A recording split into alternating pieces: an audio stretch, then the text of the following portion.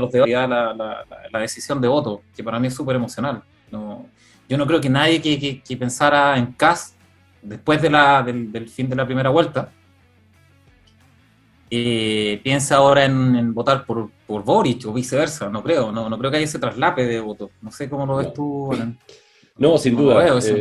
Es bastante, No lo veo. al final sí, es bastante fome. A mí me llama mucho la atención la pobre calidad de candidato, ¿no?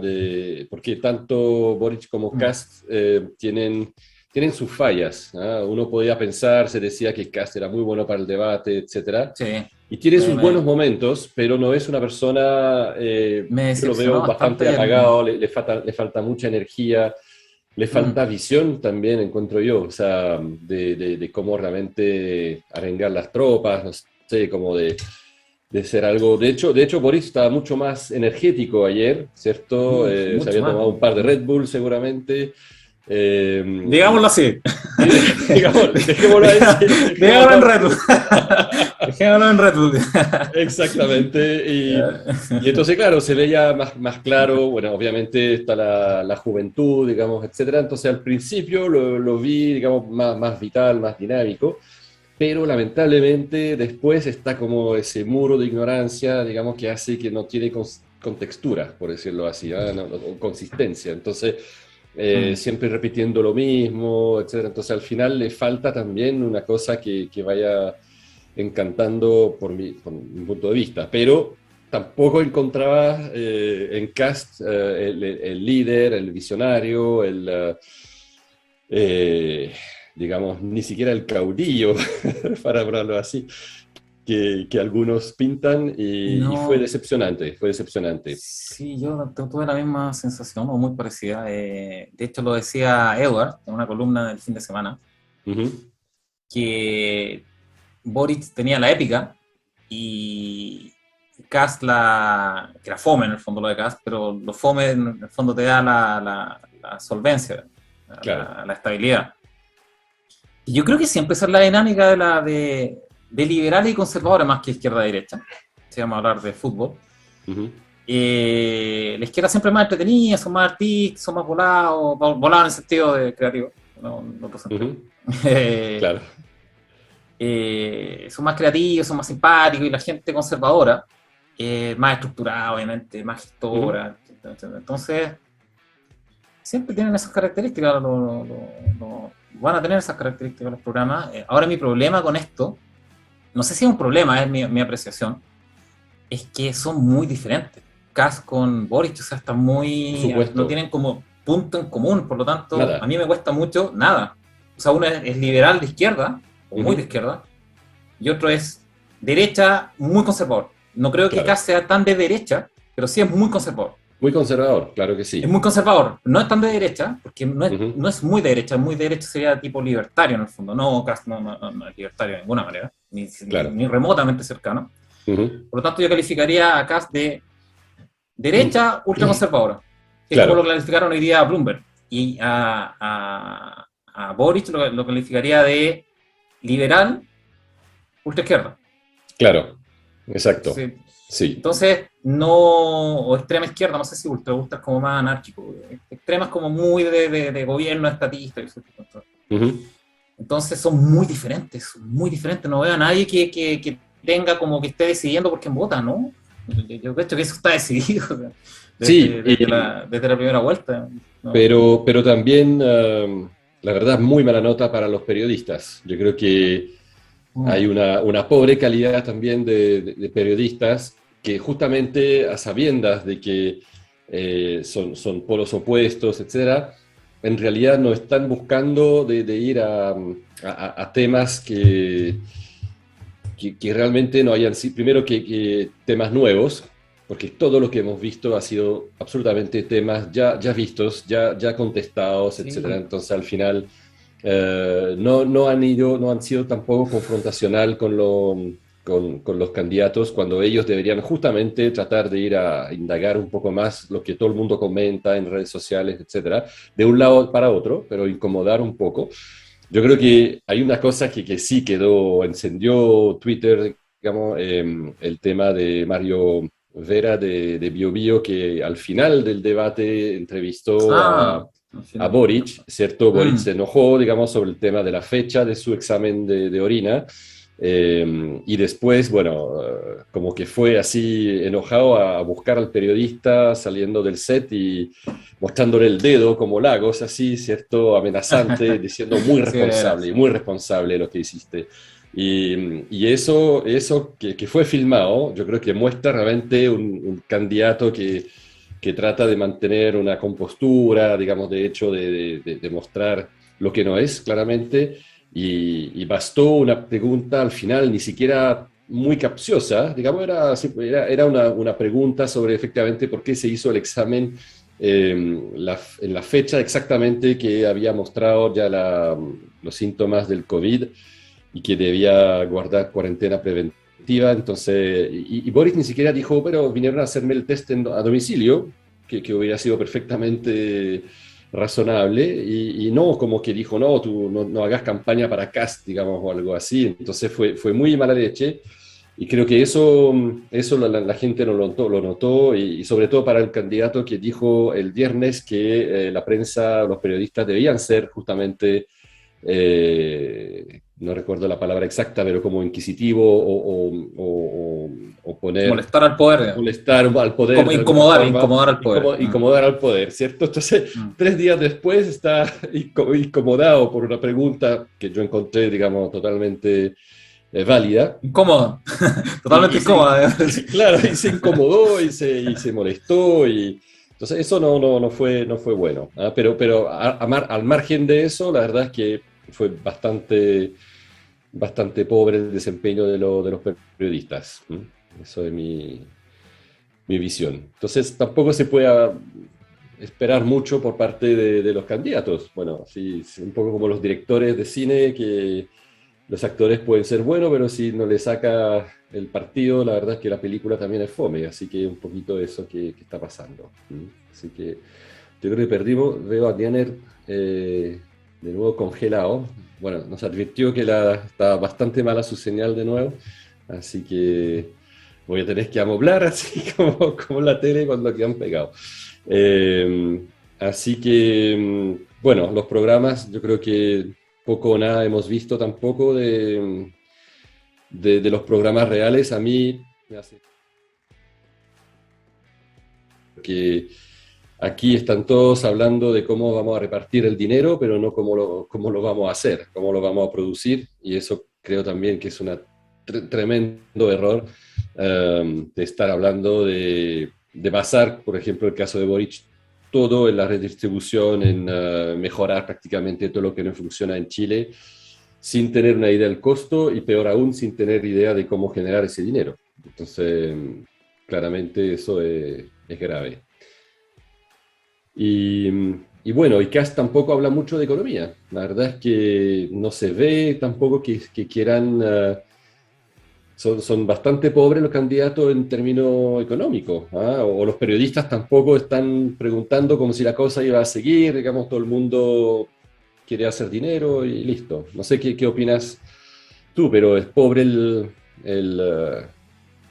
lo que se habla de la economía cuando es sin duda el corazón de cualquier país que quiere crecer, desarrollar, mejorar la vida, etcétera. ¿Mm? Nada, no se habla nada de economía, nada de temas profundos. eh, que es como con Ventillero la cuestión, es como que quieren que ellos, entre ellos, será por el rating, yo supongo, para mejorar el rating, pero es como una cuestión súper... No dejan ni que debatan ellos, no me Ujú. gustó mucho el formato tampoco, No, que también podrían haber debatido entre ellos, o sea, sí. le dejan una pregunta abierta y denle 10 minutos de conversación entre ellos, Ujú. o haber hecho preguntas más igual, que los dejen conversar, en el fondo, que dejen exponer las ideas, o que no las expongan en el fondo, pero que se note, o sea, que les den la libertad. Esto era como una cuestión de, insisto, con Ventillero, o sea, querían hacer pelear a los candidatos, y se nota que querían como hacer un tema de polémica. No me gustó, pero tampoco me gustó la performance de ellos. Salí muy decepcionado. Pero yo creo que los candidatos, o sea, los adherentes de cada candidato va a encontrar que lo hizo súper bien, digamos, cada uno de ellos. Sí.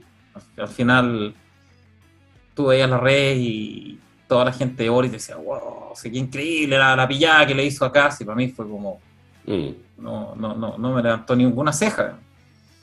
Claro. Para mí fue mucho más relevante, sin ningún. Es que yo creo que nadie lo que hagan, en serio, que mueve la aguja de votos, para mí. Nada. Ya, porque son muy diferentes. Nadie se va a traslapar. Diferente habría sido, por ejemplo, o sea, otro escenario habría sido con Sichel Proboste, por ejemplo. Ahí sí podrían haberse traslapado de voto. Un debate tal vez habría definido un cambio. Pero aquí no. Insisto, nadie que vote que pensaba en votar por Kast al principio va a votar por Boric, ahora no, de alguna manera. A lo mejor alguien que iba a votar por Kast y se da cuenta que es muy ultraconservador para su gusto, va a votar blanco. Jamás votaría por Boric, y viceversa. No creo que haya un traslape de votos, es que yo creo que el esfuerzo o debería ser el esfuerzo de las campañas ahora es que la gente vaya a votar, que la gente que es adherente tuya y que tiene disposición a votar por ti, que vaya a votar. El esfuerzo no debería ser tratar de cambiar la opinión de otros si ya está cocinado. Para mí. Sí, no creo que ahora hay un tema que uno puede rescatar, pero ya tratando de leer un poco más entre líneas, es que, claro, la conversión de Boric a ser ahora una persona que apoya a Carabineros, que ya no lo va a refundar, sino que reformar, mejorar, etc. Yo creo que se dio cuenta realmente de la importancia que tiene la seguridad como una prioridad realmente para la gente, ¿no? Y sobre todo para la gente más humilde que vive realmente en poblaciones tomadas por el narcotráfico o por la delincuencia, etc. Y esa cosa quizá que Boric se dio cuenta analizando los votos o simplemente haciendo puerta a puerta, etc., que es un tema relevante. Entonces, Kast obviamente ha sido su sello siempre, y lo ha vuelto a decir, que él no ha cambiado ni un ápice de su forma de ser, de a quién apoya, de lo que dice, y Boric está tratando ahora de hacerse el converso y decir, no, es que vamos a apoyar Carabineros, vamos como no a reformar, sino que hacer toda una serie de cosas, pero obviamente no convence, un poco tarde, creo yo. Y eso podría ser un tema relevante. De que las prioridades reales de la gente no son las que los candidatos creen a veces. Así que... De verdad que para mí es un tema de... Ya están posicionados, ya está en la marca. Es Pepsi, Coca-Cola, Coca-Cola, Pepsi. Team Coca-Cola no va a consumir jamás Pepsi. Nunca. Está lo mismo. Si no hay Coca-Cola, tomáis agua. No...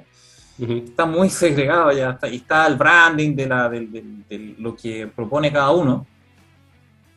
Y aunque Boric se coloque eterno y sea más conservador, todos entienden que la gente que es más conservadora, todos entienden que no, digamos que no va a ser conservador. Y la gente más liberal, que ven que Kast en el fondo puede tener un discurso más de inclusivo, pero todos entienden que es ultra conservador, entonces van a votar por él en ese ámbito.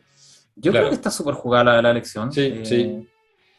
No ahora ha aparecido así como unas encuestas underground, o por lo menos ahí están las encuestas de voto, pero no las pueden publicar oficialmente, pero han aparecido efectivamente en Twitter, etcétera, digamos, que está bien peleada la cosa, ¿no? 52-48, 50,5, 49,5, entonces creo que va para allá, claramente. Por eso que ahí llegó Sub. Y Pablo también. Y Pablo también. Sí. Pablo. Estaba Pablo. ¿Cómo estás, Pablo? Bien, qué gusto conversar con ustedes nuevamente. Oye, sí, qué gusto también. Así es. Después de un par de semanas. Y The Crown, el Cuervo. Me recordó la película de Brandon Lee. ¿Cómo está eso? Undertaker. Bien, y ustedes súper bien, man. ¿Súper bien? Qué bueno. Todo bien, compadre. Oye, no sé si quieren estábamos conversando con Alén de fútbol. Para mí es una pichanga jugada, digamos, el resultado todavía no lo sabemos, pero nada de lo que hagan en el campo de juego ahora va a variar mucho para mí, es lo que comentaba.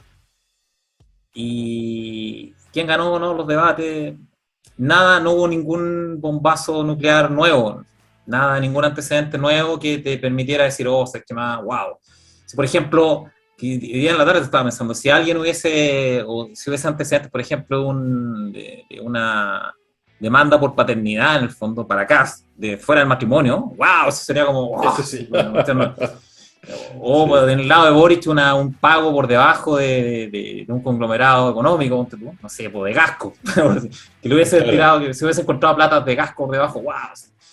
Pero no, son cosas que se han venido discutiendo hace rato, que no hay ninguna novedad, por lo tanto tampoco va a mover ninguna aguja para mí. Incomodó a muchos, obviamente, lo del viernes, y ayer también fue un tema incómodo, pero sin más, yo creo. Y lo que me molesta es que no exponen realmente lo que proponen para el país, digamos. Eso me ha molestado mucho. Que lo vamos a ver un poco más en análisis económico, de números. Y tiene razón ahí, Allen, los periodistas son unas cosas. No los dejan conversar, no los dejan exponer, no los dejan debatir entre ellos. Es un asco el formato. Yo pensé que iba a ser mucho mejor el formato de debate, que lo iban a dejar hablar, conversar, ¿sí? Intercambiar ideas, opiniones. Así es que eso, el partido estuvo fome. No sé qué opinan ustedes, y si quieren hablar de otra cosa, la verdad es que no lo sé. Parece que Pablo, ya dijo Sub que no está. Yo creo que es la mejor actitud. ¿Eh? Yo sigo, trato de seguir más o menos. Yo veo los debates, etcétera, pero yo creo que efectivamente uno también está frente a dos candidatos que nosotros, desde nuestra humilde quehacer, formación, interés, etcétera, digamos, no, es difícil tener admiración por esa gente. Entonces uno dice al final, uno está más solo que nunca, ¿ah? Que puede ser bueno o malo, pero al final el que importa es lo que hace uno, y yo creo que no hay que gastar mucha energía en pensar que va a ser el gobierno, va a ser malo de todas maneras. Entonces, mejor pensar en cómo nosotros, digamos, hacemos que surfeamos la ola, ¿cierto? o sea, primero hagamos el diagnóstico, claro. Primero hagamos el diagnóstico obviamente, con la economía, o cuál de los dos candidatos, con cuál de los dos podríamos surfear mejor la ola que se nos viene una ola. Y qué están proponiendo económicamente. Y con eso vemos cuál serían los escenarios con cada uno de ellos. Exacto. Independiente de la inamovilidad que tengan en el Senado, pero la gestión también es importante. Entonces, la gestión de la ejecución de las cosas es importante, y ahí tenemos que ver quién puede surfear mejor, digamos, ¿no? No sé si quieren ver otro tema. Yo, por mi lado, el fútbol hay que esperar las elecciones. Lo que sí me llamó la atención como comentario es de la asignación que hicieron de las caídas de las bolsas hoy día. Básicamente las bolsas, las tasas no subieron tanto. Yo creo que esa es la expectativa de la subida del central que hicieron del debate. Y yo dije, ¿qué onda esta gente? No creo, igual es un análisis fundamental, pero no creo que tenga que ver con las elecciones, las caídas de las bolsas en los últimos días, que lo podamos ver en el mercado. Yo creo que tiene que ver con la expectativa del fin de las exenciones tributarias en el proyecto de la pensión básica universal. Yo creo que ahí la gente está saliendo antes de que se apruebe eso. Obviamente, no sabes cuáles son las consecuencias, o los aumentos de impuestos, las exenciones que te van a eliminar de la ganancia de capital de la acción, etc. Sales antes de que te peguen, antes del año fiscal, al menos. No sé cómo lo ven ustedes. Bueno, yo con respecto para tomar un poco la palabra, con respecto a los candidatos, lo mismo es siempre, son dos cabezas de la misma serpiente. Creo que sí, las olas vienen desde afuera hace rato. Mañana empieza el tema del tapering, si le ponen más leña a la locomotora. ¿Mañana el anuncio? Sí, mañana si es que le ponen más velocidad. Entonces, ese es un tema súper fuerte. Te puse algo en el blog que de hecho lo mandó un prever, que era que las tasas repos de los yapos están explotando hacia el cosmos, llamémoslo así. Después explicamos, si quieren hablamos de eso, claro, que es bastante atingente. es súper importante no desde sé mi punto de vista. Yo me desperté con eso, porque hay que decir las cosas como son, como con un prepper que lo puso, no me acuerdo ahora el nombre del que lo puso, y dije, a ver, y empecé a investigar, y claro, si te das cuenta, y como lo hablaba con un prepper, o con varios, empezaron todos a hablar, si tomáis el DeLorean, como les decía ahí, y te vais a 2019, hacia el pasado, ¿y qué pasó? Que cerraron toda la economía mundial. Entonces, finalmente la inflación, desde mi punto de vista, está demostrada en mayor parte por la crisis de oferta de bienes y servicios, al cerrar la economía. Y después, ¿qué pasó? Que estos artistas empezaron a inyectar dinero, los IFE y toda ayuda a nivel internacional, y ahora le están echando la culpa a esto de la inflación cuando nunca ha sido así.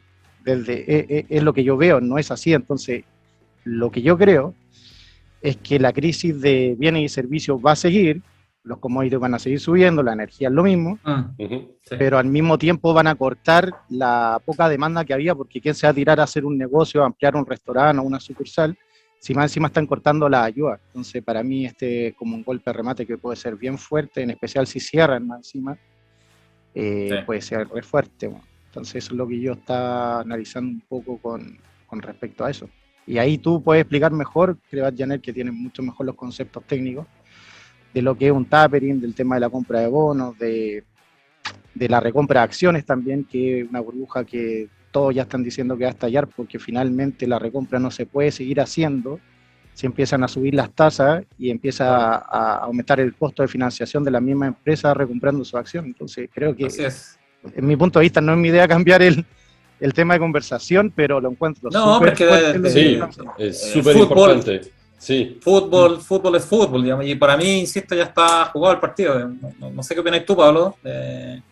Tema político, después nos vamos directo a la economía. Bueno, con respecto a la política, coincido en el diagnóstico de qué más se puede conversar de Boric o Kast que ya nos haya dicho. Las posturas están bastante claras de uno u otro lado. En lo personal, lo que me jode un poco es la falta de precisión en la utilización de los conceptos que habitualmente se usa. Por ejemplo, el concepto de fascismo se usa con una facilidad sorprendente. Sí, que no tiene con ningún tipo de correlación con lo que significa la doctrina fascista en sí. Kast podrá ser todo lo conservador pechoño que uno quiera o que se considere, pero está lejos de ser un fascista. O sea, entendiendo que el fascismo es una ideología totalitaria, partiendo por eso, y eminentemente nacionalista.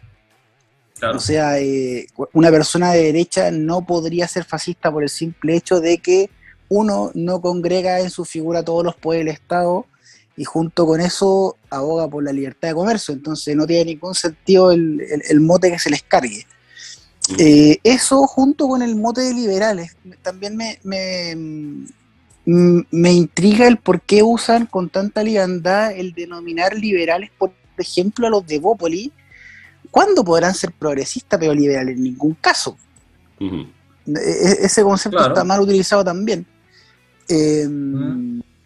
Entonces, eso es una de las cosas que me llama la atención, eso sin contar además la participación de los gremios en esta última semana, con una inclinación política que era evidente, sin embargo que lo hagan explícito me parece un poco más delicado, sobre todo en el caso del colegio periodista, quienes se supone que su postura debiese ser del cuarto poder teórico, en el cual hacen la operación de estar siendo como los contralores para efectos prácticos de los ejercicios, ya sea de uno u otro bando de la política. El hecho de que se abanderen como gremio por un candidato ya despierta suspicacia de subjetividad, para mí al menos. Para cerrar la idea, coincido con la crítica del formato del debate.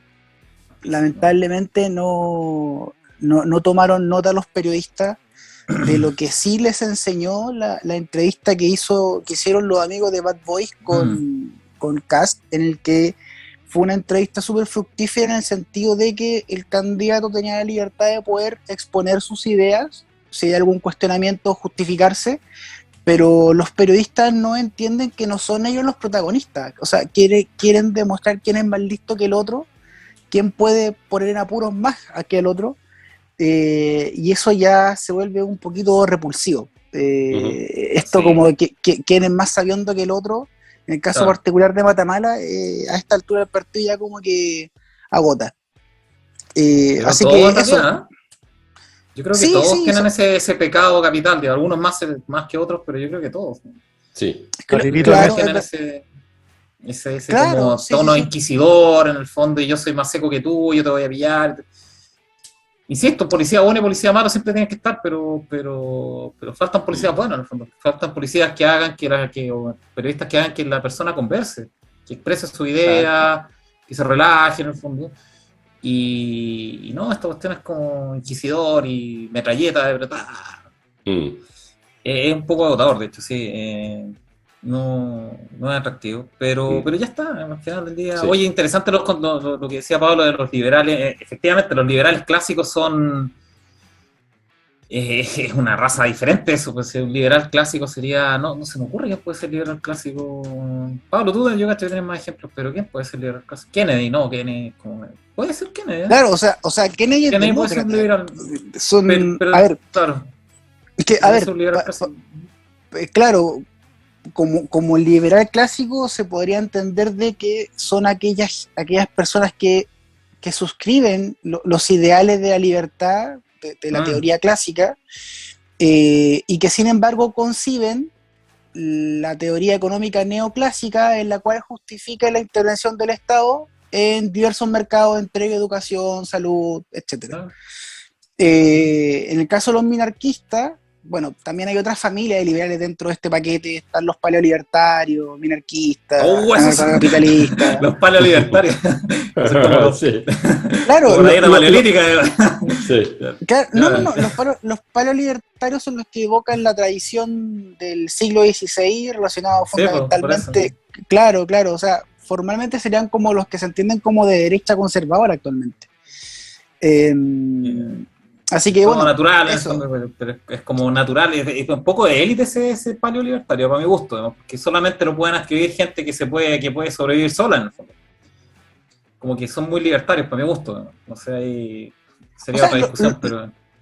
O sea, hasta donde yo entiendo, los paleolibertarios no son tan anarcocapitalistas como los que suscriben la ideología de Rothbard, por ejemplo, sino que como Rothbard tienen un dogma más asociado a la iglesia, que tiene como origen hasta cierto punto con la semilla de la Escuela Salamanca en España en particular. Así que para esos efectos prácticos... Qué seco es Pablo, ¿eh? Sí, muy interesante. Lo leí un Icarito, ¿no? Nah. Oye, pero muy interesante. Oye, pero yo te tengo un dato, Pablo. ¿Ah? Yo creo que Kennedy fue y se dio el gusto de ser liberal después de venir de su papá, que era un tiburón. No sé, ¿sabes la historia del papá de Kennedy? O sea, todos estudian a Kennedy, pero no al papá. El papá toda la familia Kennedy. Sí, el padre fue de los que era la élite antes del crack del 29 y empezó a pampear con sus amigos, a subir la bolsa. Y cuando venía el crack, dijo ya, esa es la típica frase, cuando el que ilustra las botas, ¿sabe? Habla de acciones, en momento de salir, salió con todos los amigos y ¡pah! Sí. Crack del 29. Claro. Y a propósito de bolsa, hoy la gente en los comentarios, los auditores están ahí, pero full interactuando en el tema de la moneda, o sea, de los bitcoins. Hay una apuesta con Suba, sí, hay una apuesta con Suba para recordar. Si gana Cas, porque Sub cree que va a ganar Cas, o piensa que va a ganar Cas. Entonces hay una apuesta ahí. Para todos los lectores y auditores, vamos a hacer un programa especial con la Blue Chip de Sub, con análisis técnico y fundamental. Me comprometo a estudiar un poco más de las criptomonedas y ver la situación actual, si te das cuenta. Para también hasta hacer que un te análisis al lado oscuro de la fuerza. No todavía, pero vamos a estudiarlo. Vamos a hacer un estudio un poco más profundo, fundamental, para también conversar, no solamente de niveles técnicos de entrada, o sea, de entrada y salida y tendencias, sino que también ver, porque la gente holder o hodler lo hace más bien desde un punto de vista fundamental, según lo que entiendo. O sea, ver los fundamentos de la moneda, los respaldos que tiene, lo comparan con el oro, etc. Por lo tanto, también es interesante ver cuáles son los fundamentos. Así que me comprometo a estudiarlo si gana acá, si hacemos ese programa en conjunto. Yo Obviamente, quería un Johnny invitados Swing, cordialmente. yo quería Pablo, un Johnny Swing no, con un Coiga, pero bueno. no, porque yo no te estoy apostando, viejo. Yo no me comprometo, no te estoy apostando que gana acaso o Boric. Si te apostara, sí, pues, ahí se podría apostar Dale, tranqui. un gentleman contra un swing, estaría bueno. Vamos a apostar alguna vez en un blackjack. No, vamos a llegar los dos. Va a quedar moto. Oye, claro. Oye, vamos con los temas más contingentes, más económicos. Yo creo que el tema político, si bien es cierto, nos va a pegar, pero a más largo plazo y probablemente va a estar bien encadenado a la parte del Senado.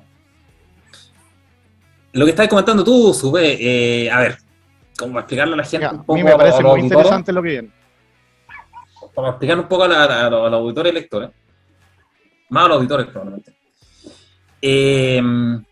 Tenemos un gran problema ahora en el mundo, completo en el mundo, y es que la deuda, todo lo que significa deuda, sobre todo de gobierno, también corporativa, deuda son los bonos, el fondo E, para todos los efectos prácticos, para que la gente no entienda, el fondo E, todo lo que compone el fondo E en el mundo, a nivel mundial, estamos en mínimos históricos de tasa de interés. Mínimos históricos de historia humana, en el fondo, no históricos de hace 10 años, 20 años. En la historia humana nunca habíamos tenido tasas tan bajas de referencia. Por el datos históricos, registros, etcétera, etcétera. Entonces, la única posibilidad, o sea, la única trayectoria que uno piensa que va a seguir las tasas de interés de los bonos de gobierno, en el fondo, en general, es hacia arriba, van a subir. ¿Cuál es el problema de eso? En términos grandotes. A ver, las tasas de interés de Europa y Japón están en 0% por todos los efectos prácticos, incluso negativas en algunos casos, en Europa. No tienen cómo bajar más. Están ahí, están sostenidas por el Banco Central, o mucho más. ¿Ya? Cuando aumenta la inflación, y ese es el gran problema que tenemos ahora, cuando aumenta la inflación, los bancos centrales se ven obligados por las teorías monetarias, ahí Pablo va a explicar un poco más, tal vez eso un rato más, por las teorías monetarias vigentes, se entiende que el Banco Central, o los bancos centrales tienen que intervenir para evitar la inflación. ¿Cómo lo hacen? De dos maneras. O retirando cantidad de dinero, o aumentando las tasas de interés. ¿Ya? ¿Cuál es el problema que tenemos ahora en el mundo? Y es por eso tan importante la Fed mañana. Porque las tasas de interés de Estados Unidos no están en negativo, están en 2%. ¿Qué significa esto en términos gráficos? Que una persona en Europa está ganando, por colocarlo aterrizado, está ganando por depósito a plazo 0%, y hasta le están cobrando. Una persona común y corriente, un ciudadano europeo, está recibiendo 0% de interés, nada. Está estancado en el colchón la plata. En cambio, en Estados Unidos están recibiendo... Un comercial. Y además está perdiendo valor adquisitivo con la inflación al mismo tiempo en Europa. Así es, exactamente. Ese es el escenario de Europa y de Japón. ¿Ya? Los depositarios, las personas, todos en general, pero para aterrizarlo a algo que se entienda, una persona que deposita, que es un depósito a plazo, está recibiendo 0 o incluso tiene que pagar, en términos de que le descuentan las comisiones, etc. Por lo tanto, no está ganando nada. En cambio, en Estados Unidos gana un 2% para redondear, o un 1,5%, depende de la... 1 y algo, depende de los plazos de duración, pero gana algo. Ahora, llevemos eso a las instituciones, no a las personas, sino a las instituciones que hacen lo mismo, pero a mucho mayor nivel, mayor envergadura. Los institucionales de Europa y de Japón, por sus inversiones, en bonos, para hacer el símil con los depósitos a plazo, que es más relevante en términos conceptuales, están recibiendo 0 o negativo. Y en Estados Unidos tienen un 1,5%. ¿Qué pasa si la Fed empieza a subir las tasas? Y el mercado también lo sigue, como ha pasado aquí en Chile. El Banco Central aquí en Chile está persiguiendo las tasas, no está liderándolas, la está persiguiendo. ¿Qué pasa si en Estados Unidos, que tienen un 6,7%, la Fed empieza a perseguir esa tasa? La deuda en Europa y la deuda en Japón solamente son sostenibles por el 0% de interés que están teniendo y que artificialmente están teniendo porque el Banco Central Europeo y el Banco Central Japonés está sosteniéndolo en ese nivel comprando la deuda. O sea, los gobiernos emiten deuda y el Banco Central Japonés y Europeo compra la deuda. Por lo tanto, las mantiene ahí. Pero eso tiene un límite y ya llegaron a ese límite. ¿Qué pasa si Estados Unidos sube las tasas a 3%, a 3%? ¿Qué hacen los capitales de Europa y Japón con una economía o con instrumentos que les están rentando 0% o negativo versus un dólar, que aparte el dólar se está apreciando y que además encima le pagan mucho más interés? Se van a ir de Europa, van a liquidar sus posiciones en Japón y Europa y se van a ir a Estados Unidos, ¿ya? ¿Cuál es el problema de eso? Como para efectos de magnitud. El mercado de deuda, en general, es 10 veces superior al mercado de acciones. Es 10 veces más grande. ¿Se imaginan el enorme cagadazo de que la gente se salga de la deuda, de los mercados de deuda, y se vaya a Estados Unidos a todo, en el fondo, y obligue al Banco Central Europeo, porque si la gente está vendiendo los bonos, porque en Europa está prohibido irse en corto. Irse en corto significa tomar posiciones apostando a la baja del bono, o a la alza de tasa. No sé si estoy muy técnico, me avisan. Estoy viéndolo en los comentarios. Por lo tanto, la alternativa que tiene la gente de inversión en Europa es vender los bonos. Si venden los bonos, suben las tasas. Y eso genera un colapso en el valor de lo mismo que pasó acá con el fondo E. Sube las tasas, baja el fondo E. ¿Cuál es el problema de eso? Que los bancos están llenos de deuda europea. Los bancos europeos están llenos de deuda europea. Por lo tanto, si suben las tasas, les baja el valor del patrimonio o los activos que tienen de respaldo en el fondo financiero. Y eso te puede generar una... Pequeño también punto, que al mismo tiempo como empiezan a subir las tasas de los bonos, el costo de financiación de las mismas empresas para recomprar sus propias acciones, que gran parte de la subida de la bolsa está explicada por la recompra, no van a poder seguir financiándose. Entonces, por una parte tú decís, me voy del mercado, la típica, me voy del mercado de renta variable de renta fija variable. No voy, porque la van a pinchar, porque no van a poder seguir recomprando. Claro. Entonces te queda... No, dale. Eso. No, dale. No, es que ¿qué te queda? Irte, lo que tú decís, a otro país, quedarte líquido, en qué moneda, el oro ya ni se mueve. ¿Qué mercado puede absorber ese volumen? Ninguno. O sea, el mercado de deuda es tan gigante, el mercado de deuda total mundial, y sobre todo europeo y japonés, que nada lo puede absorber. O sea, a donde se vaya esa concentración de capital, va a dejar la crema.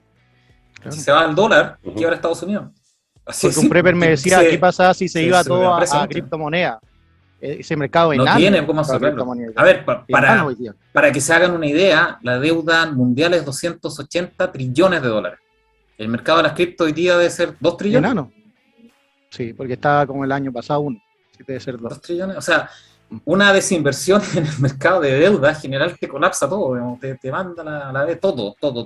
Es un colapso de deuda gigante. A ver, en términos prácticos. No sé si tan prácticos. Si pasa esto, y lo podemos ver acá también, si pasa esto, lo que va a pasar es que como los bancos empiezan a tener menos respaldo, empiezan a bajar su solvencia, por decirlo de alguna manera, en Europa, sobre todo, los bancos no se empiezan a prestar entre ellos. Esa es una crisis repo. Los ya empezaron hoy día, lo tiró Zero Hedge, que lo mandó el Prever. Yo no entendí, o sea, parece que no sabían que realmente lo había detonado. Se fue nomás, igual que en septiembre. No cachaba muy bien que lo había detonado, pero yo supongo que es la anticipación de la alza de tasas de la FED, supongo, yo creo que es lo que decían ahí. Entonces, lo que pasa ahí es que como el fondo E de los bancos, por decirlo de alguna manera, baja de valor, son menos solventes. Entonces, como son menos solventes, entre los bancos se dejan de prestar o se aumentan mucho las tasas, que esas son las tasas repo interbancarias, y no confían entre ellos. Y eso estanca todo. Eso estanca todo, eso es un freeze de crédito. ¡Tac! Se detiene todo. Y eso es un Lehman. Es un Lehman por 10. Se pasa en Europa. En un banco europeo grande, como tú, no sé, Deutsche Bank, o París, BNP, Paribas, no sé. Pero se contagiaría rapidísimo. ¿Okay? Entonces, por eso es tan catastrófico el tema del alza de tasas. No pueden subir las tasas. Y eso es lo que me tiene muy, muy preocupado con la FED, porque la FED no puede subir las tasas. Porque se joda a los europeos. Se joda a los europeos y empieza a subir las tasas. Pero tampoco puede no hacer nada porque la inflación en Estados Unidos está en 6-7% hoy día, que es la más alta desde hace 40 años, creo. Ahora, yo no sé si mañana sube la tasa, lo que sí dice Por eso, pues, que va a aumentar el tema del tape, va a aumentar el tema de ir dejando de comprar, bueno, o sea, va a aumentar la velocidad de estampida de los bonos, llamámoslo así, de salir de los bonos. Esa es la jugada y parece mañana. Ok, vamos a los comentarios que quería leer. ¿Qué hacemos los simples mortales como nosotros con este tipo de situaciones? No mucho, la verdad. No mucho, la verdad. Es el problema. No mucho, la verdad. A ver. Lo bueno es entenderlo, creo que es la primera parte. Lo bueno es entender que provoca una cosa como esa, un evento como ese es deflacionario. El colapso de deuda es deflacionario. Es que es similar a lo que pasó en los 30. Pero tenemos el gran problema, siendo deflacionario. ¿Por qué deflacionario? Porque como empiezan a colapsar las deudas, todos empiezan a rescatar dinero o todos empiezan a liquidar activos para poder cubrir esas deudas, los márgenes. Eso parte en el mercado repo. Este mercado interbancario muy rápido, ahí parte. Todos empiezan a liquidar activos, ya que no se prestan entre bancos, empiezan a liquidar otros activos, ya empieza el contacto. Ahí empiezan a liquidar todos activos, ya empieza el pánico. Por eso es deflacionario, bajan los precios de los activos. ¿Cuál es el problema que tenemos ahora? Es que también estamos en medio de una crisis de oferta de productos y servicios. Por los encierros, por las ayudas estatales que hacen que la gente no vaya a trabajar porque se queda en la casa, porque no es necesario que vaya a trabajar si tiene ayuda. Eso es altamente inflacionario. Y por lo tanto tenemos el doble efecto, el potencial doble efecto de una deflación, pero bíblica, con una inflación de productos y servicios del día a día, en el fondo, de consumo. ¿No sería técnicamente la nomenclatura una estanflación o no? Sí, pero la estanflación se refiere más bien a la actividad económica en relación a la crecimiento. O sea, al crecimiento claro, bajo crecimiento más a la inflación. Claro, esta cuestión es deflacionaria en el sentido de los activos, de que los activos se van a la vez, ¡tac! Todos los activos, sobre todo los más inmóviles. La estanflación se refiere más a la inflación de consumo en el fondo versus el crecimiento, la actividad económica. Sería yo decía que ahora que van a cortar la ayuda en Estados Unidos y siguen con el tema de ir bajando la ayuda, van a producir una estanflación porque finalmente la crisis de oferta de bienes y servicios a nivel mundial va a seguir. Y la poca plata que tenía la gente, que se creían los nuevos ricos, todo lo que queráis, con la ayuda de los, llamemos IFE estadounidenses, no va a fomentar la demanda. Entonces ahí yo veo, tirándome muy a piso acá a la economía real, ¿quién va a ser otra empresa si nadie tiene plata para comprar? Entonces no tenéis crecimiento, pero al mismo tiempo tenéis inflación. Sí, pero justamente por eso que están con un programa de 4,6 trillones de dólares en infraestructura en Estados Unidos para reflotar, para hacer keynesiano full, ¿cierto? Yo acabo de ver también que los demócratas proponen también subir el techo de la deuda, que siempre es un problema, en 2,5 trillones. 2,5 trillones, sí. Sí, lo subieron, me parece. Sí, lo subieron, sí. Entonces, igual es una cantidad de dinero bastante importante que van a seguir inyectando desde el Estado, ¿no? en Estados Unidos. Entonces, Obviamente que eso, bueno, ahí Paulo seguramente nos puede ilustrar mucho más con la política keynesiana en la situación en la cual estamos, porque seguramente si existió es que funcionó en algún momento, pero claramente la situación en la cual estamos ahora yo creo que es la fuga hacia adelante, para simplemente demorar un poco el colapso final. Es que es muy complejo porque estamos... Sí, pues. Que yo espero que ellos no tengan tan planeado el tema, tan planeado que siempre lo tienen así, y que ya nos pegaron el primer sablazo con los encierros, todos, después crearon la destrucción de la cadena de abastecimiento a nivel mundial, después tiraron la ayuda, entonces obviamente hubo más inflación porque la gente no quiso trabajar, etcétera. Ahora quitan la ayuda, haciendo la mentira desde mi punto de vista que por la ayuda aumenta la inflación. Sí, una parte pequeña, para mí es el cierre, desde mi punto de vista.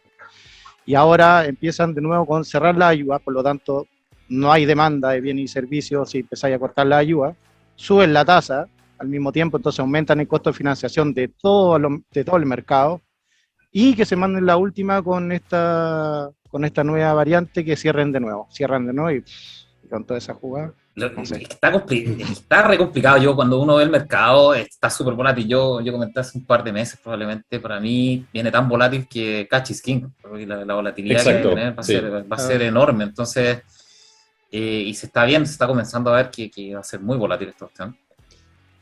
Y en términos económicos, lo que vamos a enfrentar probablemente el otro año va a ser este escenario, porque ya está dando aviso. Que es lo que decía Ituzu, ya dio aviso el mercado japonés, que es el tercero más grande del mundo, en términos de mercado, incluso el segundo, tal vez después de... No sé, ahí, pero está entre Londres, Nueva York y el Nikkei, en el fondo, de Japón, ahí deben estar entre los tres, y ya dio aviso de un estrés, en el fondo. Y en Europa.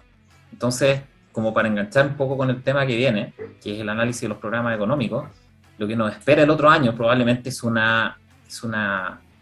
estrés gigante en la deuda europea, que significa que van a tener que empezar a subir las tasas, y por ende nosotros vamos a resentir eso también. Obviamente nosotros seguimos las tasas de Europa y de Estados Unidos más que de Europa, y por lo tanto nosotros probablemente ya estamos en equilibrio. Las tasas de ahora son las nuevas tasas de equilibrio de Chile.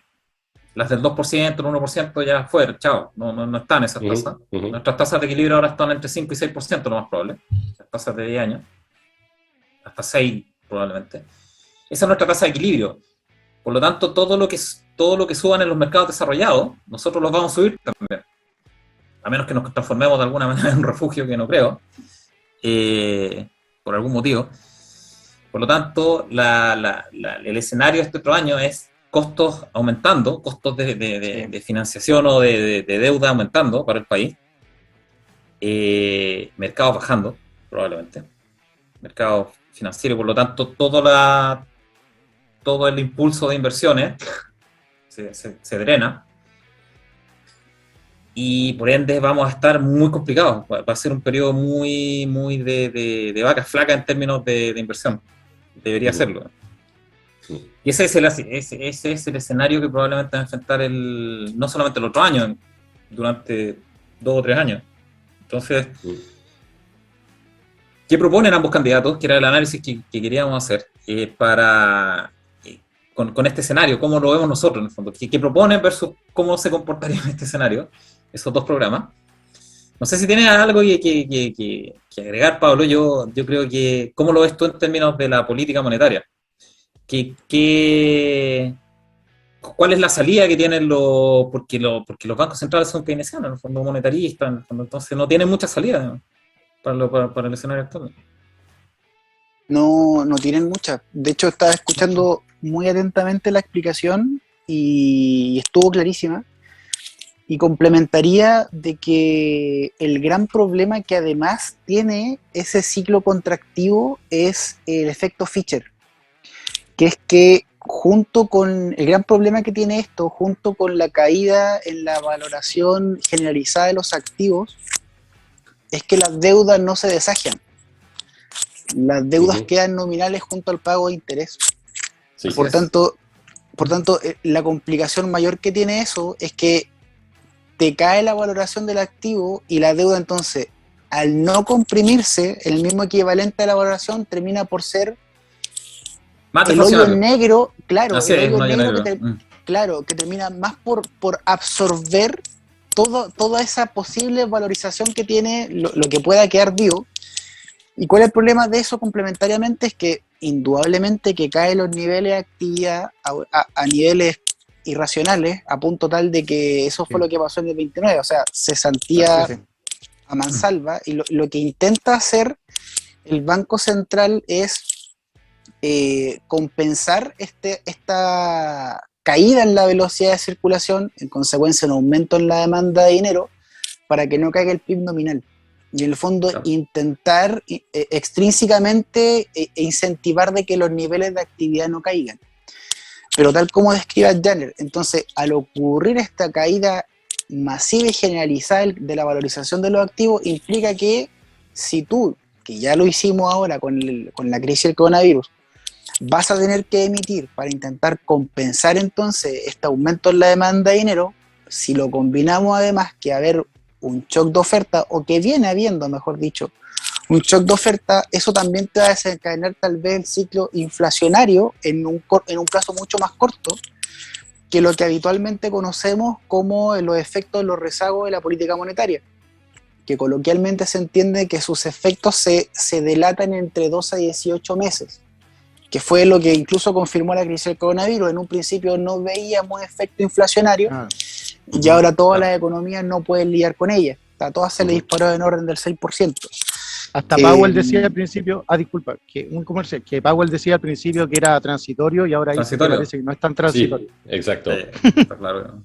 Claro, no es tan transitorio porque la inflación justamente es la tasa de variación del nivel general de precios. Entonces, como hay una masa monetaria que hubo que agregar por este aumento en la demanda circunstancial de dinero, no pueden drenar todo eso.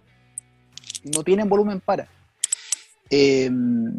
Ahora, complementariamente a ese escenario, como bien describe Janner, si esta cuestión se desata en el mercado de bonos, inevitablemente le pega al banco, y si le pega al banco se desencadenan las corridas bancarias.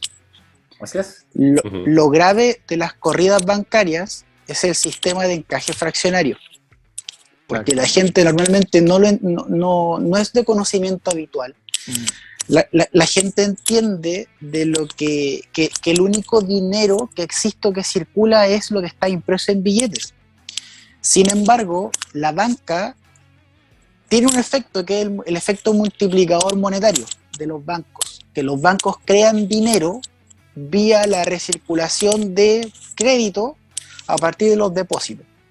En simple, por ejemplo, según recuerdo, el encaje fraccionario determinado en el sistema bancario chileno es del orden del 8 al 10%, lo que significa que si tú depositas 100, tienes la opción de prestar 90 y solamente dejar como encaje el 10% de eso, lo que implica que ese dinero vuelva a recircular en la economía, y por tanto tú podías multiplicar casi por 9 veces más la masa que originalmente tenías en billete. ¿Qué significa eso en efectos prácticos? Es que si hay temor de que tú vas a cobrar tus depósitos a la vista o tus depósitos a plazo al banco, y todos al mismo tiempo van corriendo a solicitar eso al banco, el banco no va a poder responder de modo automático más allá de un 10% de la demanda por esos depósitos.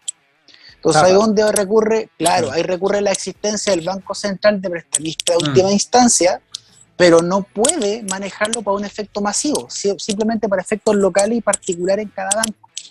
Y cuando sucede eso, pasa a Argentina 2001, que tienen que hacer un corralito, un feriado bancario, porque no pueden responder a los depósitos y los retiros. Entonces, es un escenario bien jodido, que teóricamente hablando, tal vez donde se refugiase en un escenario mundial de las características, no se me ocurre algo distinto que lo tradicional, que el oro, la plata y tal vez funcionar las criptomonedas, porque si ya hay cierta demanda por criptomonedas ahora en un escenario de pánico masivo, probablemente también hay algún impulso de ese tipo. Pero es un escenario bastante escabroso, es muy jodido, Y lamentablemente esa sentencia está echada. Los tiempos son de ellos, no sabemos cuándo va a pasar, pero de que va a suceder, va a suceder. Porque tiene razón Janer en la descripción que hace respecto a la tasa de interés, en el sentido de que, en la lógica de la escuela austriaca, la tasa de interés es un mecanismo de coordinación intertemporal pero en el mercado de bienes. Lo que hizo la teoría keynesiana es modificar el entendimiento de la tasa de interés y por tanto ahora se le rotula como el precio del dinero y como tal venía a cuenta y cómoda para los políticos de turno siempre dejarla baja de modo tal de incentivar la demanda agregada. ¿Qué implica eso? Que la estructura de capital elaborada a partir de una tasa baja implica que haya agentes que se acomodan en la economía con esa estructura de capital.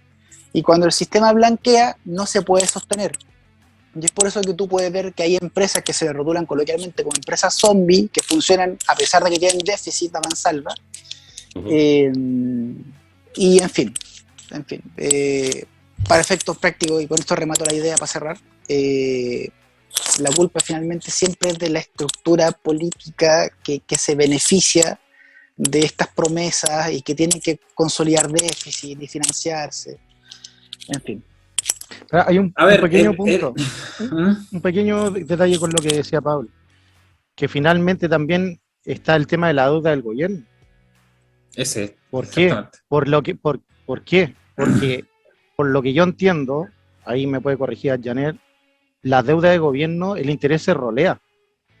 Se rolea significa que después tú, no sé, te endeudaste al 1, pero después la tasa te saltó y te rolean con la nueva tasa. Los gobiernos nunca tienen la intención de pagar, nunca. Nunca está en su intención el pagar la deuda completa, nunca.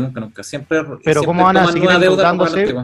No pueden hacer ayuda, si pasa esto y empiezan a tirar, que van a tirar más ayuda, si finalmente cada vez tu deuda va a ser más cara. Entonces van a ir perdiendo grados de endeudamiento. Eso es lo que yo veo que ya no pueden. ¿Cachai? Ya no pueden. Tienen que, en estricto rigor, en el nivel en que se encuentra ahora la deuda, sobre todo en Europa y en Japón, ni hablar, o sea, están en 250, no, 350 del PIB, si mal no recuerdo, pero por ahí, o sea, estratosférico. Para hacer una referencia, nosotros estamos en 35%. Japón tiene 250%, 300% de deuda en relación al PIB. Y Europa depende del país, pero están 100 y algo por ciento ahí adentro. Sí, arriba del 100, la mayoría de los países. Arriba del 100, o sea, en promedio 100. Sí. Están fritos, digamos, no pueden hacer nada, digamos, no pueden seguir roleando. Yo creo que la única alternativa que les queda es caer en default. ¿Cómo van a hacer eso? Caer en default significa con un great reset. Sí, con una... Con un great reset, ese sería el great reset, de hecho. En el caso de Europa es muy importante que está la deuda de gobierno, ¿cierto? Pero están todo lo que llaman liabilities, para decir todos los gastos predecibles en el futuro que tienen los gobiernos, o sea, los que los gobiernos se comprometieron a pagar, por ejemplo, las pensiones, como los bonos de desempleo, todas esas cosas, ¿cierto? Asignaciones familiares, todas esas cosas, digamos, forma también un paquete enorme, que todavía no es deuda, porque no lo han pagado, pero lo van a tener que pagar. Y eso, obviamente, es una suma enorme. Y ahí, bueno, está el famoso, ¿cierto? Gasto fijo financiado por ingreso fijo, digamos, o algo así. Me apesta esa frase. Por eso lo menciono. Pero eso también se puede ir a pique. Con una baja de crecimiento, con puras promesas. Entonces, al final estamos sosteniendo un monstruo. Exacto. Y entonces, no es solamente la deuda, que ya es enorme, sino que también es todo ese compromiso que existe, y hacia eso quiere ir, obviamente, Boric, por ejemplo, ¿cierto? Su estado de bienestar. Pero ya se ve que al margen eso no funciona, deja de funcionar. Veamos si funciona o no. Veamos que con el escenario que acabamos de pintar, que es bastante catastrófico, veamos los programas de los muchachos, a ver qué sí. Los analizamos. Jefa, cuando guste con la cortina.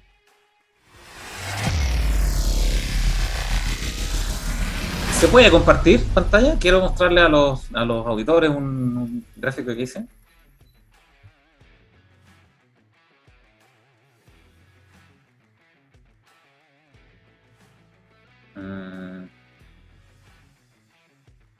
A ver. Ya, a ver, ¿Se ve? Ahora sí. Ahora sí, ¿Sí? ahora sí, ahora sí.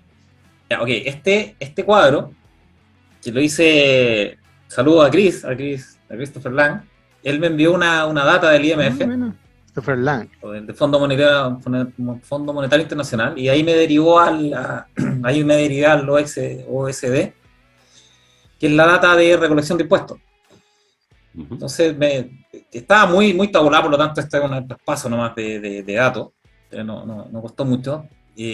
Como siempre lo digo en el blog, los datos puestos no tienen certificación de exactitud, de ninguna de esas cuestiones, pero está bastante consistente entre ellas. ¿Ya? Y por lo tanto creo que está bastante correcto. O sea, sí que rigurosamente correcto, académicamente correcto, pero está ahí. Y como referencia para verlo. ¿Y qué les quería comentar a los lectores y auditores? Que este es un cuadro de... Porque cómo van a financiar ambos programas, ambos candidatos, o los economistas, cómo plantean que van a financiar. Con recolección de impuestos. Finalmente eso es, digo. Y o crecimiento. Y lo que queríamos... Me nació la duda, ok, ¿cuál es la experiencia en Chile respecto de distintas políticas impositivas en relación al crecimiento y en relación a la recolección? Con Boric lo que pretenden recolectar es un 8% por sobre de PIB, por sobre la recolección normal, en el fondo, por sobre el crecimiento proyectado. Y bueno, veamos el de Boric primero. Y tiene una serie de supuestos, ¿okay? Entonces, primer cuadro, no sé si lo ven, que es la recolección en la primera columna, que es recolección versus el PIB. Si se fijan, hagan lo que hagan, está en 20%. El porcentaje de la recolección en relación al PIB, o al Producto Interno Bruto, es 20%. Hagan lo que hagan. Y vamos a la columna del tax corporativo, del impuesto corporativo, del impuesto a la empresa, corporate tax. Subieron de 20 a 27%, y la recolección en términos de porcentaje del PIB no se movió nada. Nada. No sé si se aprecia. A ver si puedo... ¿Se ve en el curso? ¿No? Sí, se ve la columna amarilla, corporate tax. Claro, sí. Pero ¿se ve el cursor? ¿Se aprecia? Sí. Desde esta fecha, que es 2011, por el terremoto fue eso, no recuerdo, empezó un aumento sostenido del impuesto corporativo hasta el 27%. O sea, no, legalmente es 27%. O sea, claro, pero todos se mueven a no pagarlo. Pero legalmente ese es el corporativo, en el fondo, el 27%. Y la recolección se quedó donde mismo, 20%. O sea, moviste una enorme cantidad de impuestos, o sea, o variaste tu estructura de impuestos de una manera gigantesca y no moviste ni una aguja. No. Ni una. Ya, vamos con el top bracket, que es el impuesto al más alto, el impuesto más alto, el que paga el impuesto individual más alto, el impuesto a las personas, el global complementario. 40%.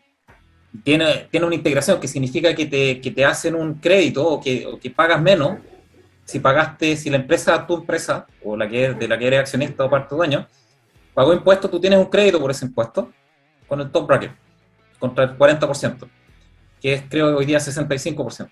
No creo, es 65%. O sea, tú tienes una deducción de impuestos de 65% en relación a ese 40%, si es que tienes esa estructura. Pero un 40% de impuestos personales es una masacre, es gigante. ¿Ya? ¿Qué otro dato importante? Miren lo que recolecta los impuestos individuales con ese 40%. En promedio es un 1,5%, no recolecta más que eso. ¿Okay? O sea, tienes un impuesto de 40%, independiente que tenga deducción, etcétera, etcétera, y tu recolección del PIB es 2%, es 1,5% en promedio. Hagas lo que hagas, ¿ya? Poca gente paga también impuestos en Chile. O sea, hay que Poca decirlo gente- también. Es un 20% yo creo que paga impuesto a la renta, más o menos. Pero eso es por el top Eh, bracket, ¿no? Eso es por sí, la definición que tú haces del bracket, en el exactamente, fondo. No es por ilusión. ¿Mm? exactamente. Entonces mi punto es, con este escenario, que es de extremada estabilidad, o resiliencia, como dicen los más ciúticos, digamos, hagas lo que hagas, en términos de impuestos, o en términos de mover las manijas de recolección, recolectas siempre lo mismo. Recolectáis lo mismo cuando tenías 15% de corporate o 27%. Recolectáis lo mismo en términos del Producto Interno Bruto. No en términos de cantidades totales, obviamente. Eso va variando con el crecimiento del PIB.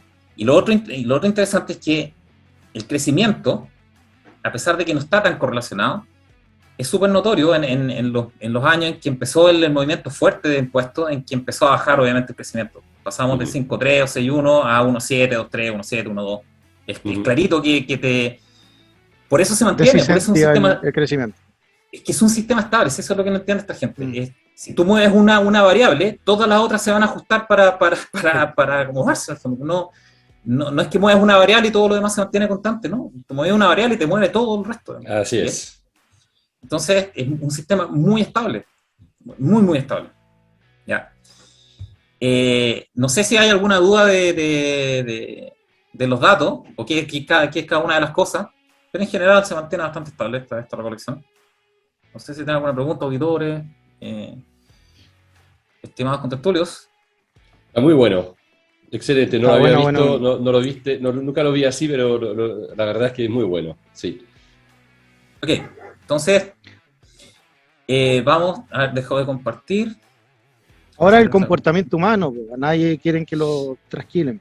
Exactamente. Eso es todo. Es que Y por creo eso que se ajusta automático, o sea, te suben un impuesto, dejáis de producir hasta llegar al bracket de impuestos, en el fondo. No vas a producir más de lo que O te voy a hacer otra te llega el empresa, o impuesto. qué sé yo, o los mismos trabajadores que muchas veces dicen, Siempre, págame hasta acá y lo demás negro, etcétera, etcétera. siempre vas a hacer eso. Entonces vamos con el programa de Boric, o en el fondo lo que pretende recolectar en términos de su impuesto. ¿Ya? Voy a dejar de compartir este. Y voy a compartir otro, que es la propuesta de Boric. ¿Se ve? sí. Sí. Ya se ve ahí. Sí. Ya ahí. A ver, vamos desglosando la recolección. Ya vimos en el cuadro anterior que hagas lo que hagas con los impuestos, en términos del PIB, en porcentual, no es que no vayas a recolectar más, obviamente eso va creciendo en la medida en que va subiendo tu PIB, obviamente, pero porcentualmente, hagas lo que hagas con los impuestos, tu recolección, en términos de porcentaje en relación al PIB, se mantiene casi igual, pareja, ¿ya? ¿Cuál es la propuesta de Boric? O de la gente de Boric, que a mí me molesta mucho eso, me molesta mucho porque supone que está asesorado por economistas súper expertos. La propuesta de Boric es recolectar un 8% del PIB, adicional obviamente a la recolección normal, porque la recolección normal es para los gastos comunes, los gastos corrientes, que van relacionados con los gastos de siempre. Bueno, entonces esto es una recolección por sobre esa recolección normal, la que se espera, ¿ya? Un 8%. Lo corrigió ahora, lo hizo más mesurado en el fondo, porque lo dividió en 2 periodos, lo dividió en 8 años. Entonces el primer periodo dijo que iba a recolectar 5%. Ya. Pero este era el original. Y ya vimos que nuevo régimen de impuesto a la renta, por lo que vimos antes, y con impuestos muy groseros, no se movió nada. Ellos esperan recolectar un 1% del PIB con eso. Y básicamente lo que vimos es que no se movió mucho. La reducción de exenciones es lo mismo, un 1%. Reducción de exenciones básicamente es aumentar impuestos. O sea, te sacan las exenciones de lo que dejáis de pagar en impuestos, ahora te los van a cobrar. Por lo tanto, para todo el efecto práctico, un aumento de impuestos. O sea, no tiene otra explicación. Impuesto a la riqueza, 1,5%. Esperan recolectar, a eso me refiero. impuestos verdes un 1%, royalty de la gran minería cobra un 1%, medidas contra la evasión y elusión un 2,5%. Ya vimos de los primeros que aumentos de impuestos no te generan casi ninguna diferencia en relación a la recolección del PIB. Por lo tanto, yo no sé dónde sacan esos números. ¿Ya? El tema de ese 1%, 1,5%, no sé dónde lo sacan. Del trasero. El papel aguanta todo, pues, compadre. Sí, así es. No, el buscador de objetivos de Excel, digamos. Pero toda la gente que llega con proyectos todos los días. Es que el que me llamó la atención y que encuentro súper grosero en términos de académicos, es el último, que es medidas contra la evasión y la elusión, que es un 2,5%, que es enorme esa regulación. Eso está bien. Para que se hagan una idea, hay un working paper, porque no hay muchos estudios de esto, pero hay un working paper de la Comisión Europea que hizo que implementó medidas, desde los 70 vienen implementando medidas en la Unión Europea, pero desde el 2011 estaban implementando medidas anti-ilusión, en el fondo, anti-evasión de impuestos, etcétera, etcétera, obviamente en la Comunidad Europea, porque se mueve mucho flujo de dinero entre ellas. Y las conclusiones a las que llegaron en este working paper, que es de 5 años, y con muchas lucas metidas en términos de implementar sistemas, dobles chequeos, etcétera, etcétera. Y la leo porque está en inglés, pero la leo, espérame. Como para hacer ¿se ve el paper o se ve el programa de Boric? Se ve el cuadro de Boric todavía, sí. ¿Se ve el cuadro de Boric? Ya, ok. El working paper dice que para establecer la magnitud de la eficiencia de estas medidas, en relación a recaudar adicional por combatir la elusión, Alemania, que hay pocos países que recolectaron la data, esto está desde 2019, tal vez ahora y más. Alemania, para un año tributario, recolectó un 0,01% más de impuestos en relación a lo que habría recolectado sin estas medidas. Bulgaria 0,04% y Suiza 0,2%. Y Polonia 0,003%. Claro. Entonces, cuando dicen que van a recolectar un 2,5% por medidas anti-ilusión, ¿de dónde sacan ese dato? ¿De dónde sacan ese dato? No cacho. De verdad que me molesta mucho ese número. Y ya están todos los programas de presidentes, ¿ah? Transversalmente, todos los presidentes han dicho que iban a tener medidas contra la evasión y la elusión, y siempre está en el programa y siempre dicen que lo implementan, pero obviamente no funciona. Pero de verdad yo me demoré, no sé, 10 minutos, 15 minutos en encontrar un paper al respecto. Y estamos hablando de un equipo económico, que está trabajando todo el día en esta cuestión. Y el otro cuadro también fue súper rápido, porque la OCDE tiene una data gigantesca, estratosférica, además, súper tabulada y todo. No cuesta nada.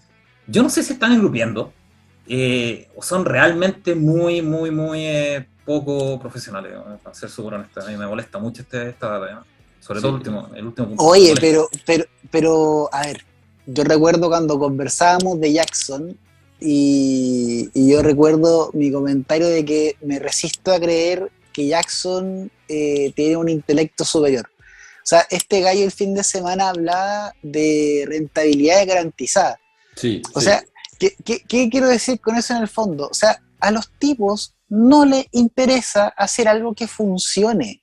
Los tipos tienen delirios de controladores centrales, porque ellos creen en esa cuestión. Que funcione o no funcione, yo podría invocarte un montón de evidencia empírica y experiencia de países donde esta cuestión nunca ha funcionado, pero no le interesa, no le importa, porque los datos no es lo suyo. No está. ¿Y dónde está la élite? Ok, Pablo, te compro perfectamente, se nota que no manejan ni un dato, a pesar de que Jackson es ingeniero civil industrial de la Católica, por lo tanto debería manejar datos. Pero es chanta, ya lo digo. Sí, o sea, yo pero debería manejar menos datos, pero a mí lo que me molesta son ellos. ¿Dónde está la élite intelectual y académica de este país? Claro. ¿Dónde está? ¿Qué es la élite intelectual académica de este país? ¿Qué se define si no son capaces de cuestionar estas cuestiones? Son un chanterío, pero una una cuestión, pero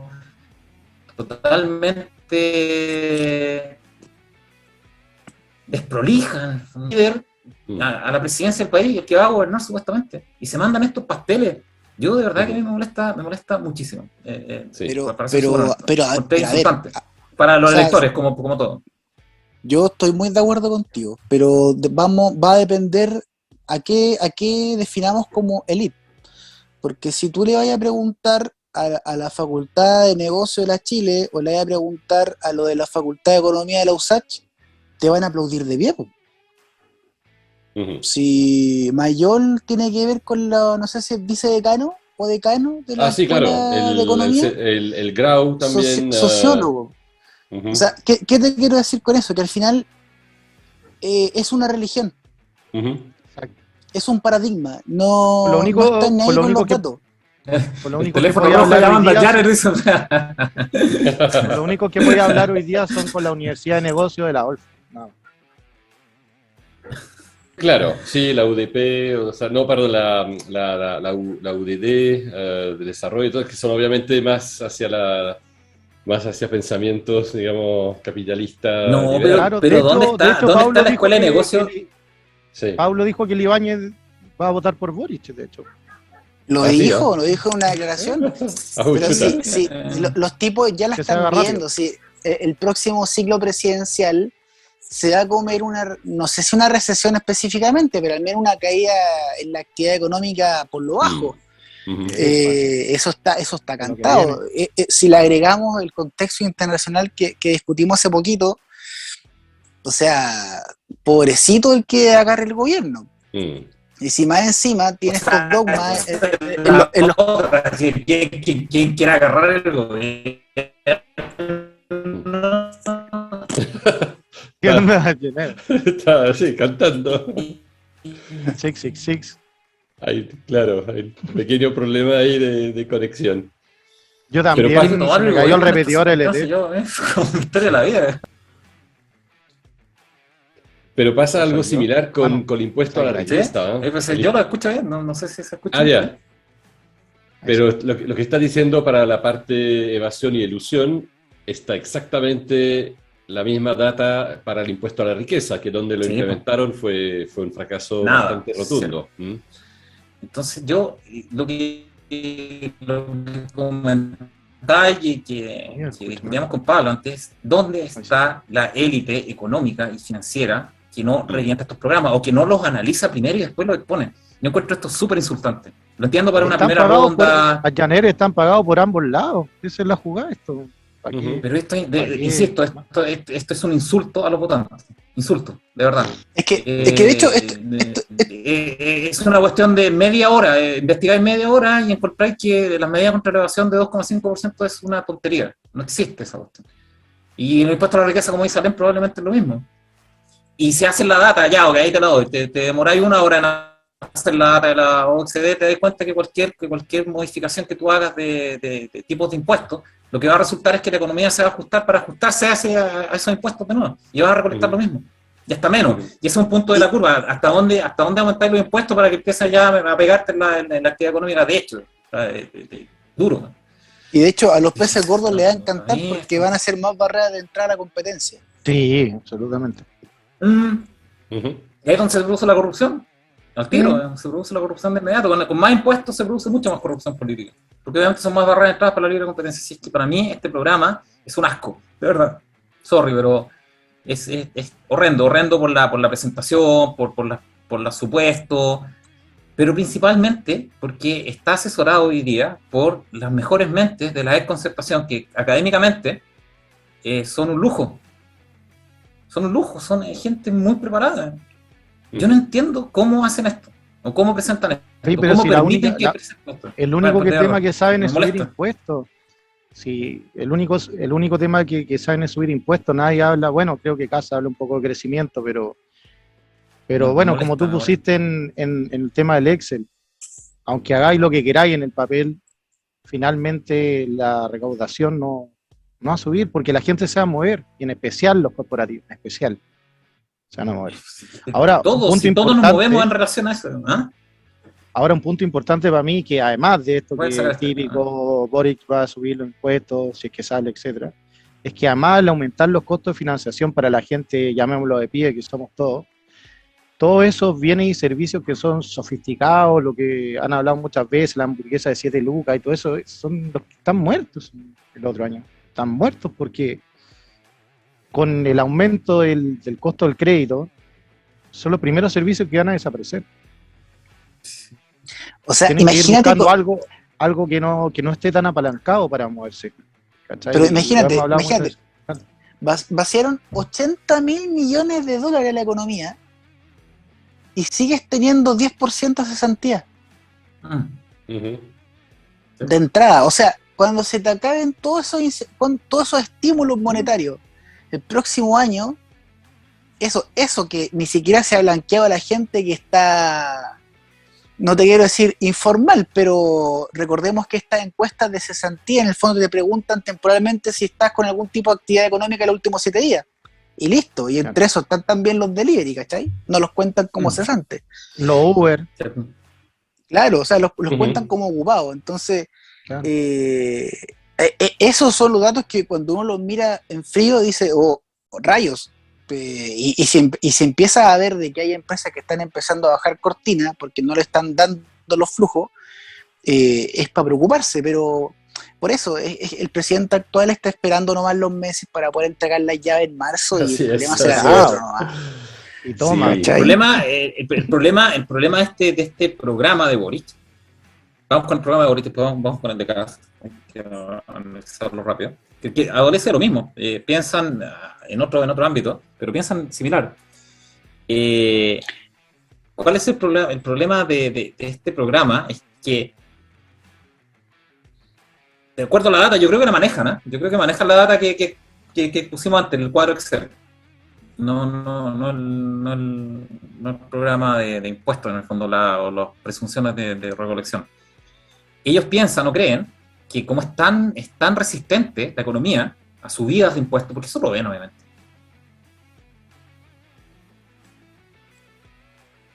Oh, ¿me quedé yo pegado? ¿Bien?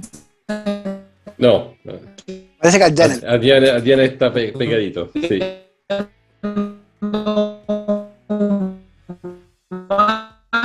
Está como paradox. Está como así. Pues sí, vamos a sacar el remix. Yo, paradox. No va a pasar nada. A lo más van a quedar igual.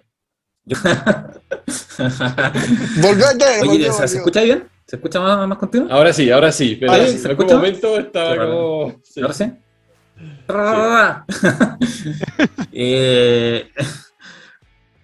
Oye, lo que les comentaba es que yo creo que intuitivamente manejan la data de que en realidad ellos, o lo que tú hagas en impuestos no se va a mover mucho. Por lo tanto, ellos creen que si aumentan los impuestos, en el peor de los casos van a quedar igual.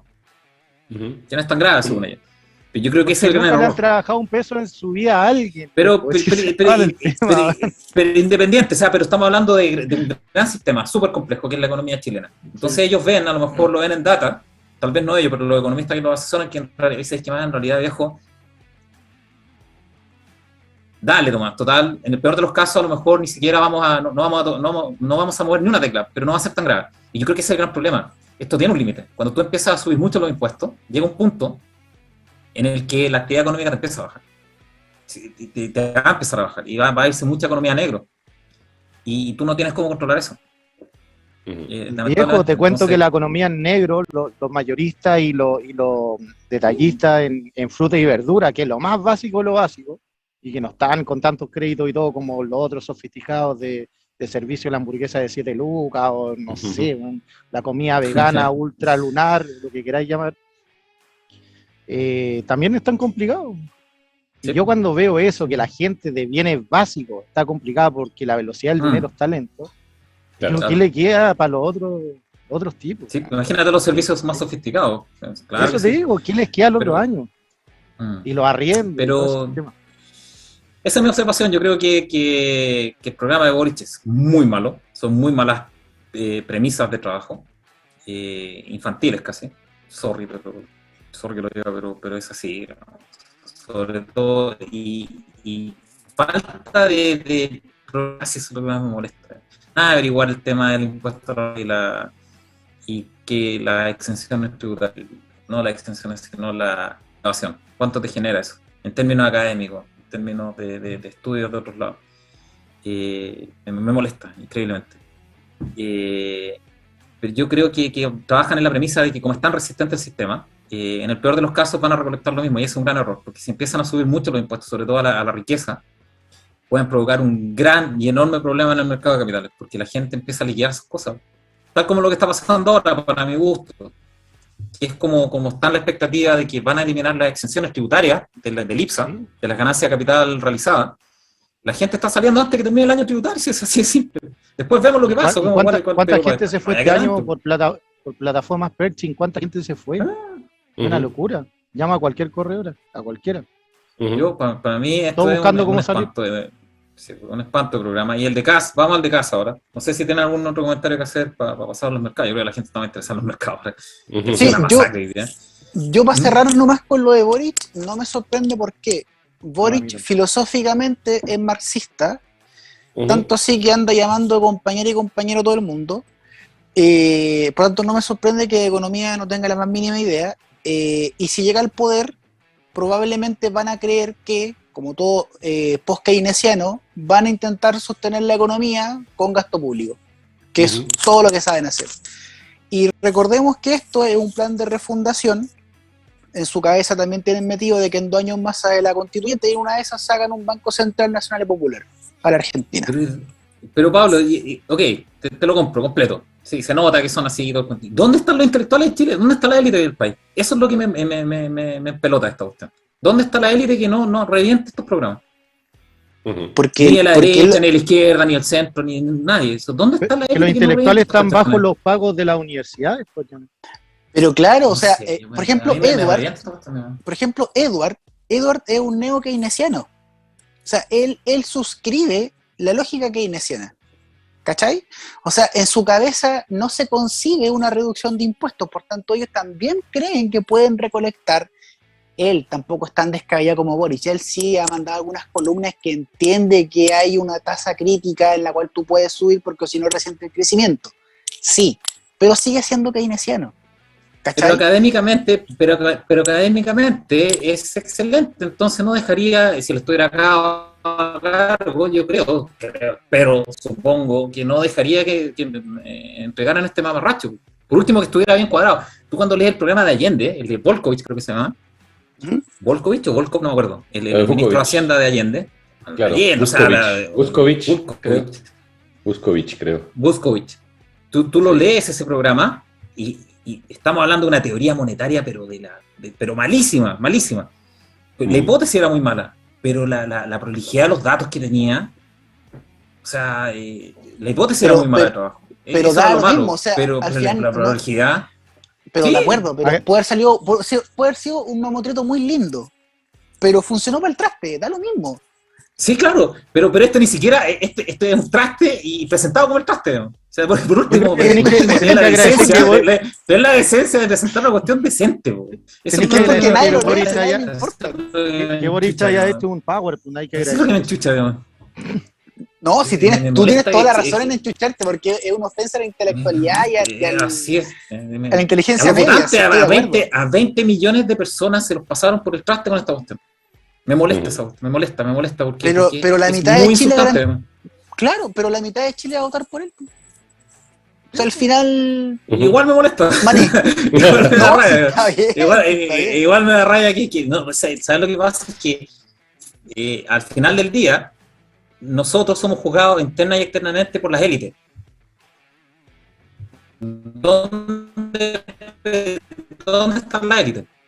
Eso es lo que me molesta. El pueblo, la gente, nosotros nos movemos como tenemos que mover en base al día a día, en el fondo. Pero ¿dónde están las élites? Las élites que no paran estas tonteras. Ha sido la gran ausente de todo el debate, ¿eh? Sí. Sí, eso es lo que yo no entiendo. ¿Élite de qué? Si esos gallos viven de la charla.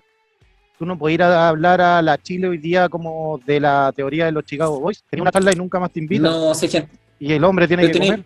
pero tenéis la Ibáñez, tenéis la Católica, tenéis la Ibáñez, tenéis la La UE, tenéis la Católica también la Pacífico, estoy probablemente. encontrando ya casi tirada a la izquierda, Estoy de acuerdo, como va, estoy de digo. acuerdo. No estoy diciendo todavía, pero como va. Pero insisto, puede ser de izquierda, pero esta desprolijidad no me gusta. Es muy mala señal. Tú puedes ser de izquierda, pero al menos preséntalo prolijamente. Presenta los datos como corresponden. Okay, esto no son nuestras premisas, esto está desglosado, estos son los estudios internacionales que respaldan esto, bla, bla, bla. Sí, pero me desagrada.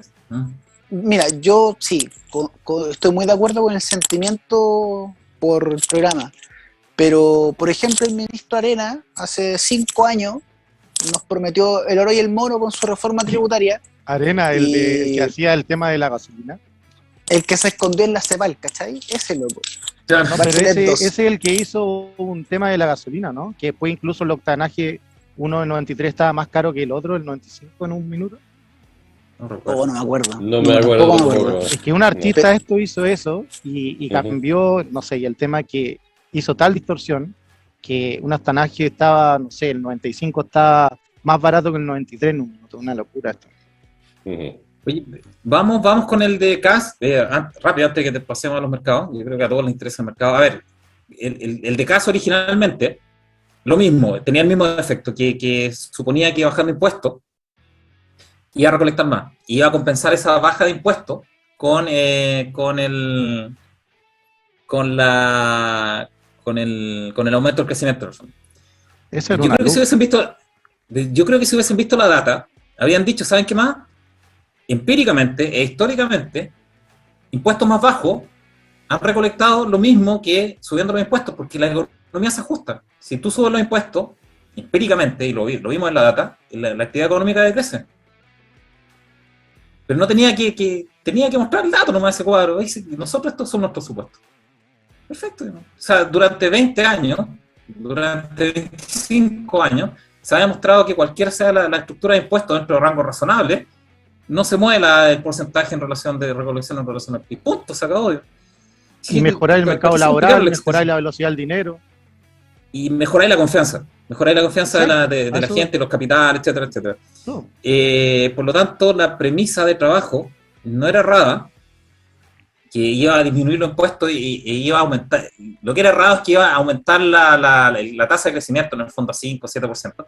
Yo creo que lo correcto habría sido, ¿saben qué más? Vamos a bajar los impuestos, pero el porcentaje de recolección, empíricamente, históricamente, siempre se compensa con el crecimiento. Siempre que hace así, lo vimos en la data. ¿Okay? ¿Qué hicieron ahora? En el programa, en el reformulado, en el fondo, en el recauchado.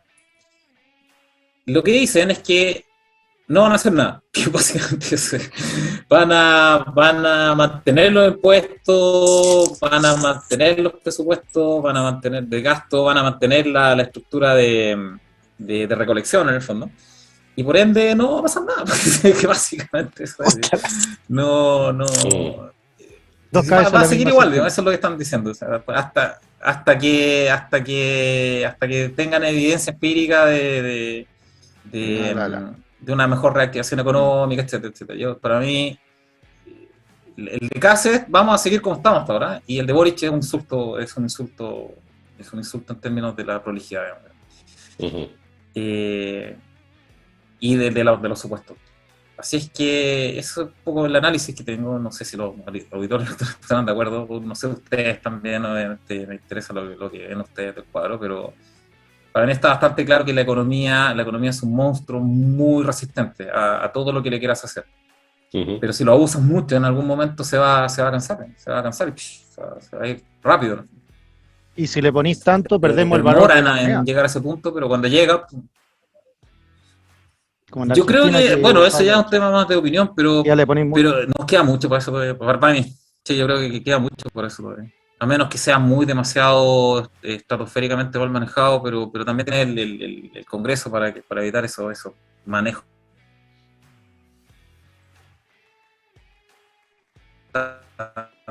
¿Me pegué yo? Ah, no. No, sigue. ¿Supongo, doctor? Sí. ¿Me pegué? Sí, de nuevo. Sí, O sea, el futuro presidente te está censurando. Sin duda. Ya, vamos a los mercados entonces. No sé si tienen algún comentario final con respecto a Caso o Boric, ¿no? Para cerrar el tema. Para mí está todo dicho, ¿eh? Está muy bueno Que los gane el datos más sobre mejor, Boric. ¿no? Exactamente, sí, sí. Puta, para mí en economía, político mete la mano, siempre la caga. Sí. Sin duda, sí. Oye, Milei ganó en Argentina, yo Sí. eso. Ojalá Sorprende. que cumpla el hombre. Ujú. Ojalá que cumpla. Sí, eso Sí, es eso es lo importante, y que sea finalmente. relevante y que sea relevante dentro de un cambio en Argentina. Yo tengo mis serias dudas y yo creo que un voto castigo más que un voto de cambio. Pero no sé qué opina Pablo, Sub, pero Yo tengo la esperanza muy grande en Argentina porque me encanta, ojalá sea un cambio. primero que nada. Ojalá sea un Me cambio de encanta, me tendencia. encanta ese ¿no? país. Un voto castigo. ¿no? Sí, Eh, claro. Mi corazón está en Chile, pero obviamente Argentina me encanta, he viajado muchas veces allá y más encima sería como soy un tiburoncillo chico, muy enano, entonces sería un timing perfecto. Ujú. Se pican los dedos, O sea, que sea así. si efectivamente Milei está signando un cambio de tendencia y no un voto castigo Un cambio cultural, eso es lo importante, económico, todo. porque no les cumplieron las promesas. Ojalá que esté equivocado, en serio, es que es un voto castigo a los peronistas, en el fondo justicialistas o kirchneristas. Pero ojalá sí sea un cambio de tendencia. ¿Quién pudiera? Bueno, no escucho nada generoso. Están encima. Pero ojalá sea un cambio de tendencia. ¿Aló? ¿Se Sí. escucha? Se escucha, pero muy entrecortado. Sí. ¿Quién me está jodiendo? Pablo, ¿tú qué opináis? ¿Es cambio y llegamos al piso y empezamos a crecer o no en Argentina? Yo Sí, creo que querido. lo que está. Yo creo que Milei la vio hace rato y lo que está haciendo es construir un aparato electoral. Partió de carácter provincial y ya está empezando a extenderse a nivel nacional, pensando en el 2023, porque lo que está cantado Sería es que la economía argentina choca y choca para mal. De hecho, no hace mucho estaba viendo algunos análisis de él en que establece que hay un desequilibrio monetario de 9-1, de 10-1, ya con una economía con el 50% pobre. El gobierno argentino para financiar se está imprimiendo como loco, así que no, la mesa está servida. Cosa nomás que los argentinos tienen almas de fogonero, entonces, y autoflagelante, entonces es cosa de tiempo nomás. Y yo creo que eso es el timing que está esperando. Mientras tanto él se pone en la orilla, ve cómo todas las cosas suceden según lo que él va anticipando, claro, y después va a recibir la cuestión en bandeja. Entonces hace piso y de piso asciende. Yo creo que ese es el análisis que están haciendo. Uh-huh. Oye, ¿vamos a los mercados, jefa? ¿Vamos a los mercados? Yo creo que están todos esperando mercados. Yo también, vamos a los mercados. ¿Qué pasa hoy día? Al tiro. Sub. Voy. ¿Tú dónde? Ahí estamos. Compartido, ¿no? Ahora sí, ¿no? Uh-huh. Sí. ¿Qué quieren ver primero? ¿Ya? Dale, todo se fue a la vez, así que... Da igual. Oye, harto amigos ahí están preguntando de las cripto y la hemos dejado tirada mucho tiempo, así que... Ya vamos a tu Blue Chip de eso. Vamos. Muy bien. No, Bitcoin nomás, es Bitcoin nomás. No, Blue Chip, sí, de verdad. A ver. Bitcoin técnicamente está en una tendencia alcista, la marqué ahí en rojo, muy básica. De hecho, una tendencia alcista debería ser mínima de 3 puntos para que sea válida. Mientras más veces toque, mejor. Aquí tiene 1, 2, o sea, todavía ni siquiera es una tendencia relevante. Y tiene una pendiente positiva la media móvil. Así que hasta el momento Bitcoin yo encuentro que se mantiene para estar largo. Eso es lo que yo veo. Siempre van a haber retrocesos, pero si nos fijamos un año atrás, por lo menos estamos más o menos debemos estar como en un 50%, veamos. ¿A cuánto estamos ahora? ¿De fecha? 14. 14 de diciembre, sí. Una tirada loco. Estoy acá 20, 21, 20, acá. 28, 14. 14 de diciembre del 2020, por ahí estoy. Ujú. Y ahí estoy. Ahí. Entonces, a un año, periodo, cacha, y decíamos 50. Estamos con un 113% de utilidad, sin haber hecho nada. Ujú. Eso es lo que dicen los activos. O sea, si es que. Te la A perdiste, ver. Janer. ¿De qué cosa? Te la perdiste, ¿eh? Te la perdiste. ¿De los ¿De las Bitcoin? cripto? Te lo ¿De los perdiste. cripto? No. Sí. Muy blue chip, no, muy blue Todos chip. nos hemos perdido esto. A mí me habló un amigo 2013 y no lo pesqué. 2013. En Forex y toda esa onda, dije, no cacháis nada, es una estafa, la típica. Pero bueno, está bien. El tema de eso con las cripto, para mí un mercado nuevo, un tema tecnológico también. Siempre las tecnologías, para los que han estudiado, está hablando a llanero. Intentando, pero no se escucha. Depende Termino el punto, no sé si me escuchas. plazo de inversión en el fondo. Yo creo que Ya BTR terminar, ya votó, ¿no? ¿ah? BTR ya terminar votó. un punto. ¿Aló? Mira, ya he terminado un punto nomás. Finalmente, lo que yo creo que los que han estudiado un poco economía tienen un gráfico cartesiano donde tienen, si no me equivoco, era capital y abajo era trabajo, si no recuerdo mal, y es una frontera de producción que es como un tema como redondito así. Y las fronteras de producción tú las puedes ir moviendo por capital o por trabajo, si intensidad en capital, intensidad en trabajo, pero cuando se mueven completamente por los dos es por cambio de tecnología. Entonces, finalmente, lo que yo creo, desde mi punto de vista, es que la descentralización y las criptomonedas, la blockchain, es un cambio tecnológico, tal como aparecieron las .com en su minuto. Y eso entonces es un mercado nuevo, y cuando un mercado nuevo, claro que hay crecimiento. Tampoco es imbatible, etcétera, pero para mí es muy nuevo, y lo que comentó Janer hace un rato, es que hoy día maneja 2 trillones, nada, ¿cachai?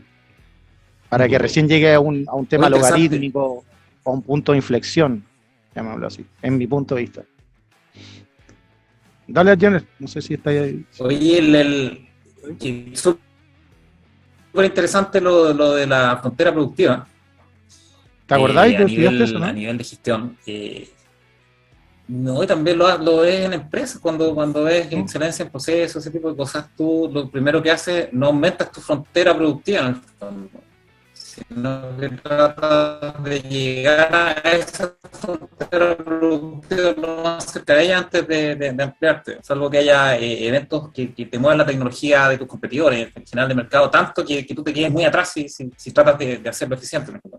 Por ejemplo, si tus rivales compran un F-16 y tú tenías un Hawker Hunter, tal vez manejáis la raja del Hawker Hunter, pero te quedaste fuera. Llevaste a la completa eficiencia a tu Hawker Hunter, pero el F-16 te saca la mula. Entonces, pero en general tú lo que tratas de hacer es llevar a tu máximo de eficiencia a tu frontera productiva actual antes de ampliarla, en general, salvo que hayan grandes cambios de frontera. Pero es muy interesante ese tema de... Como lo que pasó en la Guerra del Golfo. En la Guerra del Golfo, los iraquíes manejaban los T-80 y algo, y los aliados, llamémoslo así, manejaban los M1 Abrams. Entonces los M1 Abrams, además que podían disparar y en movimiento, tenían rango de tiro mucho más lejos, no sé, por 50 kilómetros, o sea, 50 kilómetros, 10 kilómetros. Entonces 10 kilómetros finalmente se movían nomás y los otros tenían que acercarse y se movían de nuevo para atrás y así se lo he hecho. Sí, es muy interesante ese tema. Oye, en términos de las cripto, como para mercado, así como al ojo, esta semana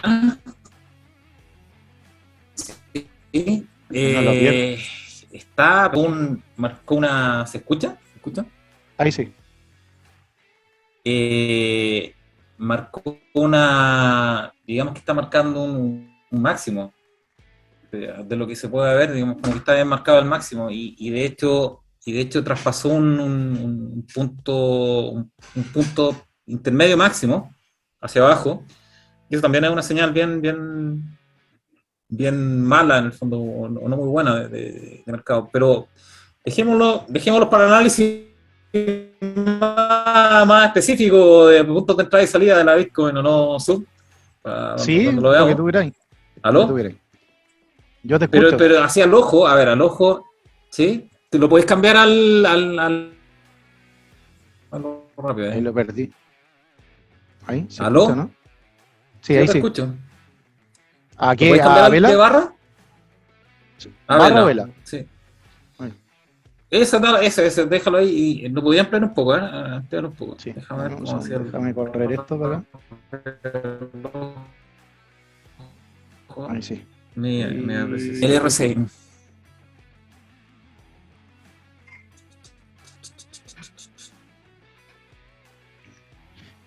Mi RSI en todo caso no es natural, por si acaso. Está seteado de una forma mía. ¿Cómo es eso? Okay. A ver, Oye, como que está en soporte. Tal vez estar casi justo, el 48.233 que tenía en pantalla, ¿cuál es? ¿Cuál es esa línea? No lo veo muy bien. Ese es el ¿Esto? precio Bueno, no, lo el escucho. 48.230. ¿Aló? 48. 230, ¿Ahí me escucháis? 230 está arriba, ese es el precio que está 48.230. ahora. 211 está, yo lo Ese veo. ya. Ese es el Sí. precio que está ahora en Está vivo. hacia el ojo. Sí, pues ese al ojo es un soporte y es un soporte bastante grande, de hecho. Tal vez rebote ahí. Tal vez se pegue un rebote bueno ahí. Es un soporte. Yo por lo menos veo Y para que la fuerza compradora fue muy fuerte cuando fue a testear la media móvil de 50 ahí. ¡Pum! son de precios básicamente y para mí está ahora muy cerca o en soporte. Significa que puede rebotar, digamos. Puede. Como en 59.000 no, a ver, dale un poco más arriba. El ¿Esto? cursor que tenía arriba, dale un poco más. Pero un poco más abajo, Ahí. a ver, dale más abajo, abajo, abajo, abajo, dale abajo, abajo, abajo, abajo, abajo, abajo, abajo, más, un poco más. Ahí, 57.000 está ahí en 57.000 está ahí como Ahí. resistencia para mí. O sea, tiene un potencial Ujú. ahora de 48 a 57. Por ahí, sí. Tenéis como ese potencial de subida. Está en soporte y puede irse para arriba, eso, para mi gusto. Y está en semanal, así que es bastante fuerte. Eso, no sé si quieren ver más de fundamentales, tú cachai mucho más sub que yo, así que yo lo estoy viendo a nivel de gráfico, ¿no? Si quieren vemos el IPSA, que hoy día fue una masacre. Entonces, 2 días Da un masacre. lips al tiro. Ahí está. Para mí, nuevamente está lo mismo. ¿Ah? Sí, en el túnel. La tercera Sí, está posición, igual. fuera. Dijimos cuánto, de 4.100 a 4.500, ese era como el Por ahí rango que está, tenemos estaba. harta rayeja ahí tiradas, pero cuento corto, fuera de esos canales, hay como dos canales. Hay que empezar a preocuparse, pero mi punto de vista que trabajo con medias móviles, la media móvil te está diciendo todo, o sea, nadie se decide qué onda pasa. Claro, es que está en el canal, es que está como en rango ahí, pero a ver, ¿puedes mostrar la ¿Vela? tabla? Espera.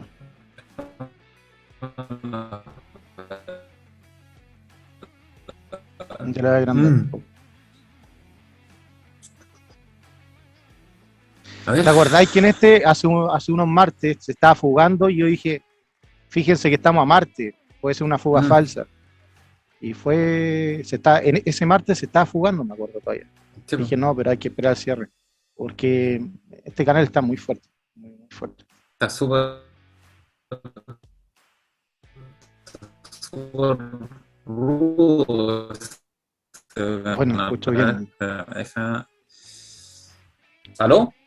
¿Aló? ¿Ahí? Ahora Sí, te escucho bien, sí, pero de repente escucho sí. como robot. Como De verdad. a ver, espérame. Está ahí en. ¿Dónde estáis para ahora? A ver, en la línea verde. Que esa la habías marcado, ¿no? Esa es mi línea. Sí, esas son tus Las líneas. líneas web. La Ya, Great está Reset. ahí lo mismo. La Red Reset, ya, la de abajo, la línea verde de abajo. Súper cerca del Ya, sí, cursor. esa también la hiciste tú.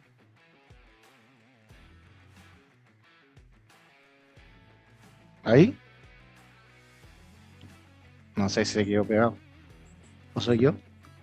No. No, Marria, no tanto. La conexión es muy mala. ¿Aló? Tuviéramos ¿Aló? en una guerra, hubiera lanzado como 20 misiles.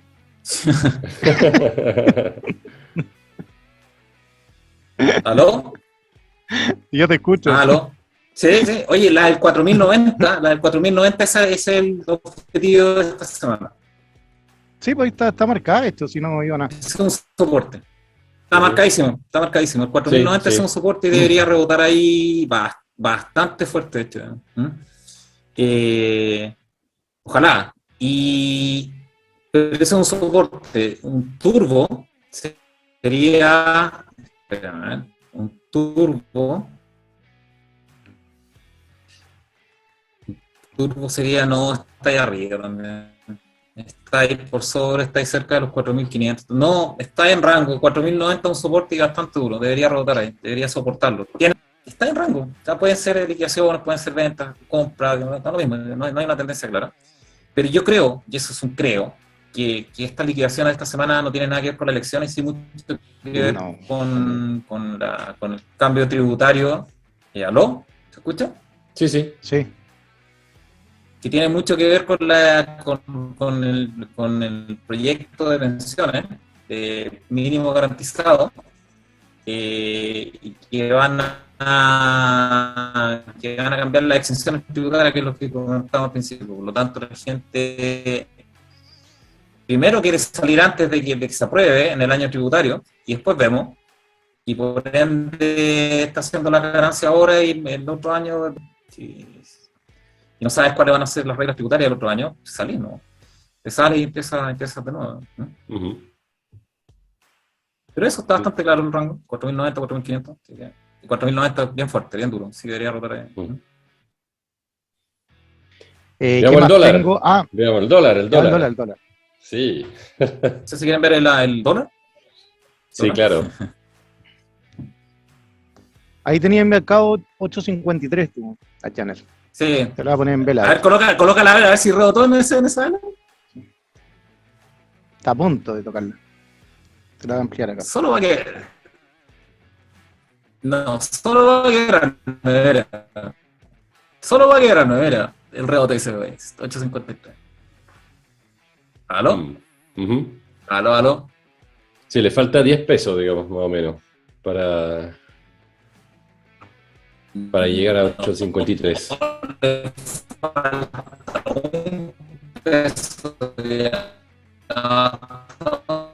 ¿Dónde llegó? 8.53. O sea, que eso es una señal buena de que a lo mejor se estabiliza hacia abajo, con un valor más razonable. 8.53 no es muy razonable a esta altura. Uh-huh. Está súper castigado el peso. 8.53 es la última frontera antes de que vaya a nuevos máximos. Uh-huh. Sería, o sea, si pasa eso y cierra sobre eso a nivel semanal, puede ir a buscar nuevos máximos. Yo no. Esto va a depender mucho del lunes, del domingo de la noche, ¿no? No lo sé, yo no sé. No sé si depende, porque ya está internalizado el hecho de, no sé, pero yo creo que ya está internalizado el hecho del Parlamento, del Senado particularmente. Por lo tanto, al menos en términos cortos, uh-huh. yo esperaría que eso influyera más en inversiones largas, en uh-huh. capital más intensivo, en el fondo. Por ejemplo, las inversiones mineras. Uh-huh. Los proyectos que se aprueban en inversiones mineras, obviamente ahí sí puede impactar. Uh-huh. Pero en temas tan líquidos, tan especulativos, no creo. La verdad que no creo. Las tasas de interés, tal vez las más largas, pero en esto, yo creo que está súper internalizado ya hace rato el tema del Senado 50-50. Esto es otra cosa. Uh-huh. No sé sí, pero probablemente el lunes va a haber un movimiento. Yo creo que igual si sale Boric va a subir. Yo voy a ser outsider acá. Sí. Outsider. Yo creo que para mí el dólar ya se fugó en la zona de consolidación, que eran los 800, hizo el pullback hacia los 800 y va a ir a buscar más o menos 9 gambas. Regla de oscilación. El guasón. No, el guasón verde destruye a todo, viejo. Y de vuelta, no le tengo ninguna fe. No, guasón, viejo. No. Guasón va a liquidar a los que están en largo, para mi gusto. Para mi gusto. ¿Cuál es el consenso general? ¿90% está pensando que va a subir? Eso es receta segura para que lo destruyan. Mira, técnicamente está con una media móvil con pendiente positiva. Y está subiendo con una tendencia al alza. Casi no se ve que la vaya a romper por nada. De hecho, está muy inelástica. Insisto, son como apuestas, pero Sí. a nivel Oye, nivel a todo de esto acciones, a todo esto yo me salí en 7.95 porque Sí, por lucas eso. están rindiendo más en el mercado cripto, ese es otro tema, ¿cachai? Pero Ajá. incluso en el mercado cripto estoy en dólares. ¿Por qué? Porque tenéis que estar en dólares Sí. para estar en el mercado cripto. Así que Claro que finalmente igual estoy en dólares, pero Sí. en otra moneda. sí, pues. Así es. ¿Cachai? Así es. Yo insisto, yo creo que estamos en zona de resistencia, en zona de resistencia última. Si pasa esa resistencia hacia arriba, podemos estar en presencia de nuevos máximos. Pero por algún motivo creo que tocamos techo de este impulso, creo. Pero es un feeling, no es una sorpresa. Menos, Finalmente es una... Tienes que entrar y Sí, salir me con da criterios como- súper...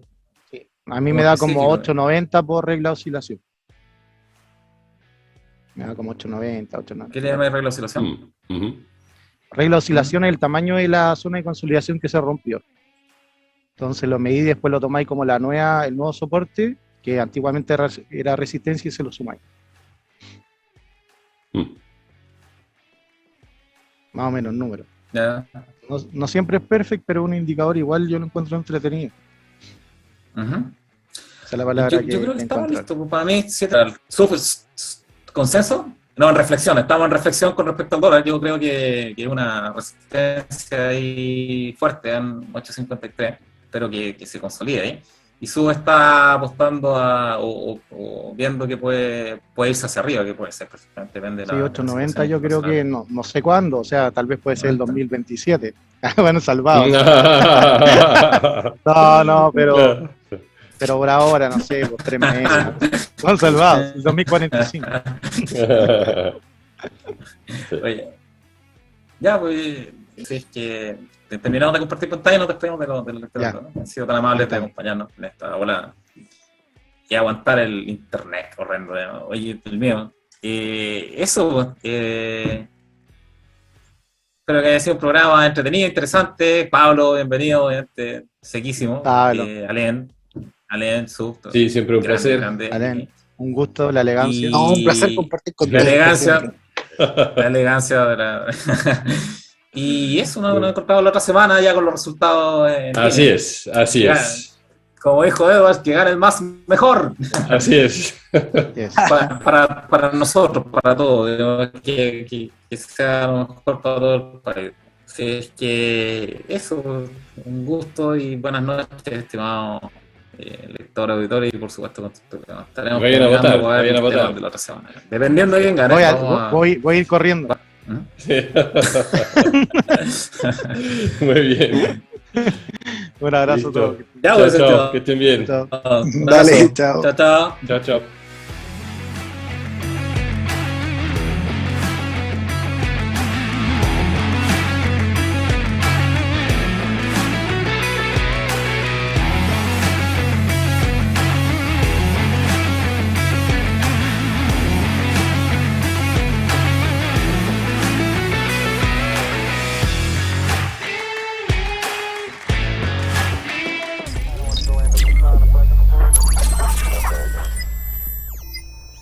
Just leave it.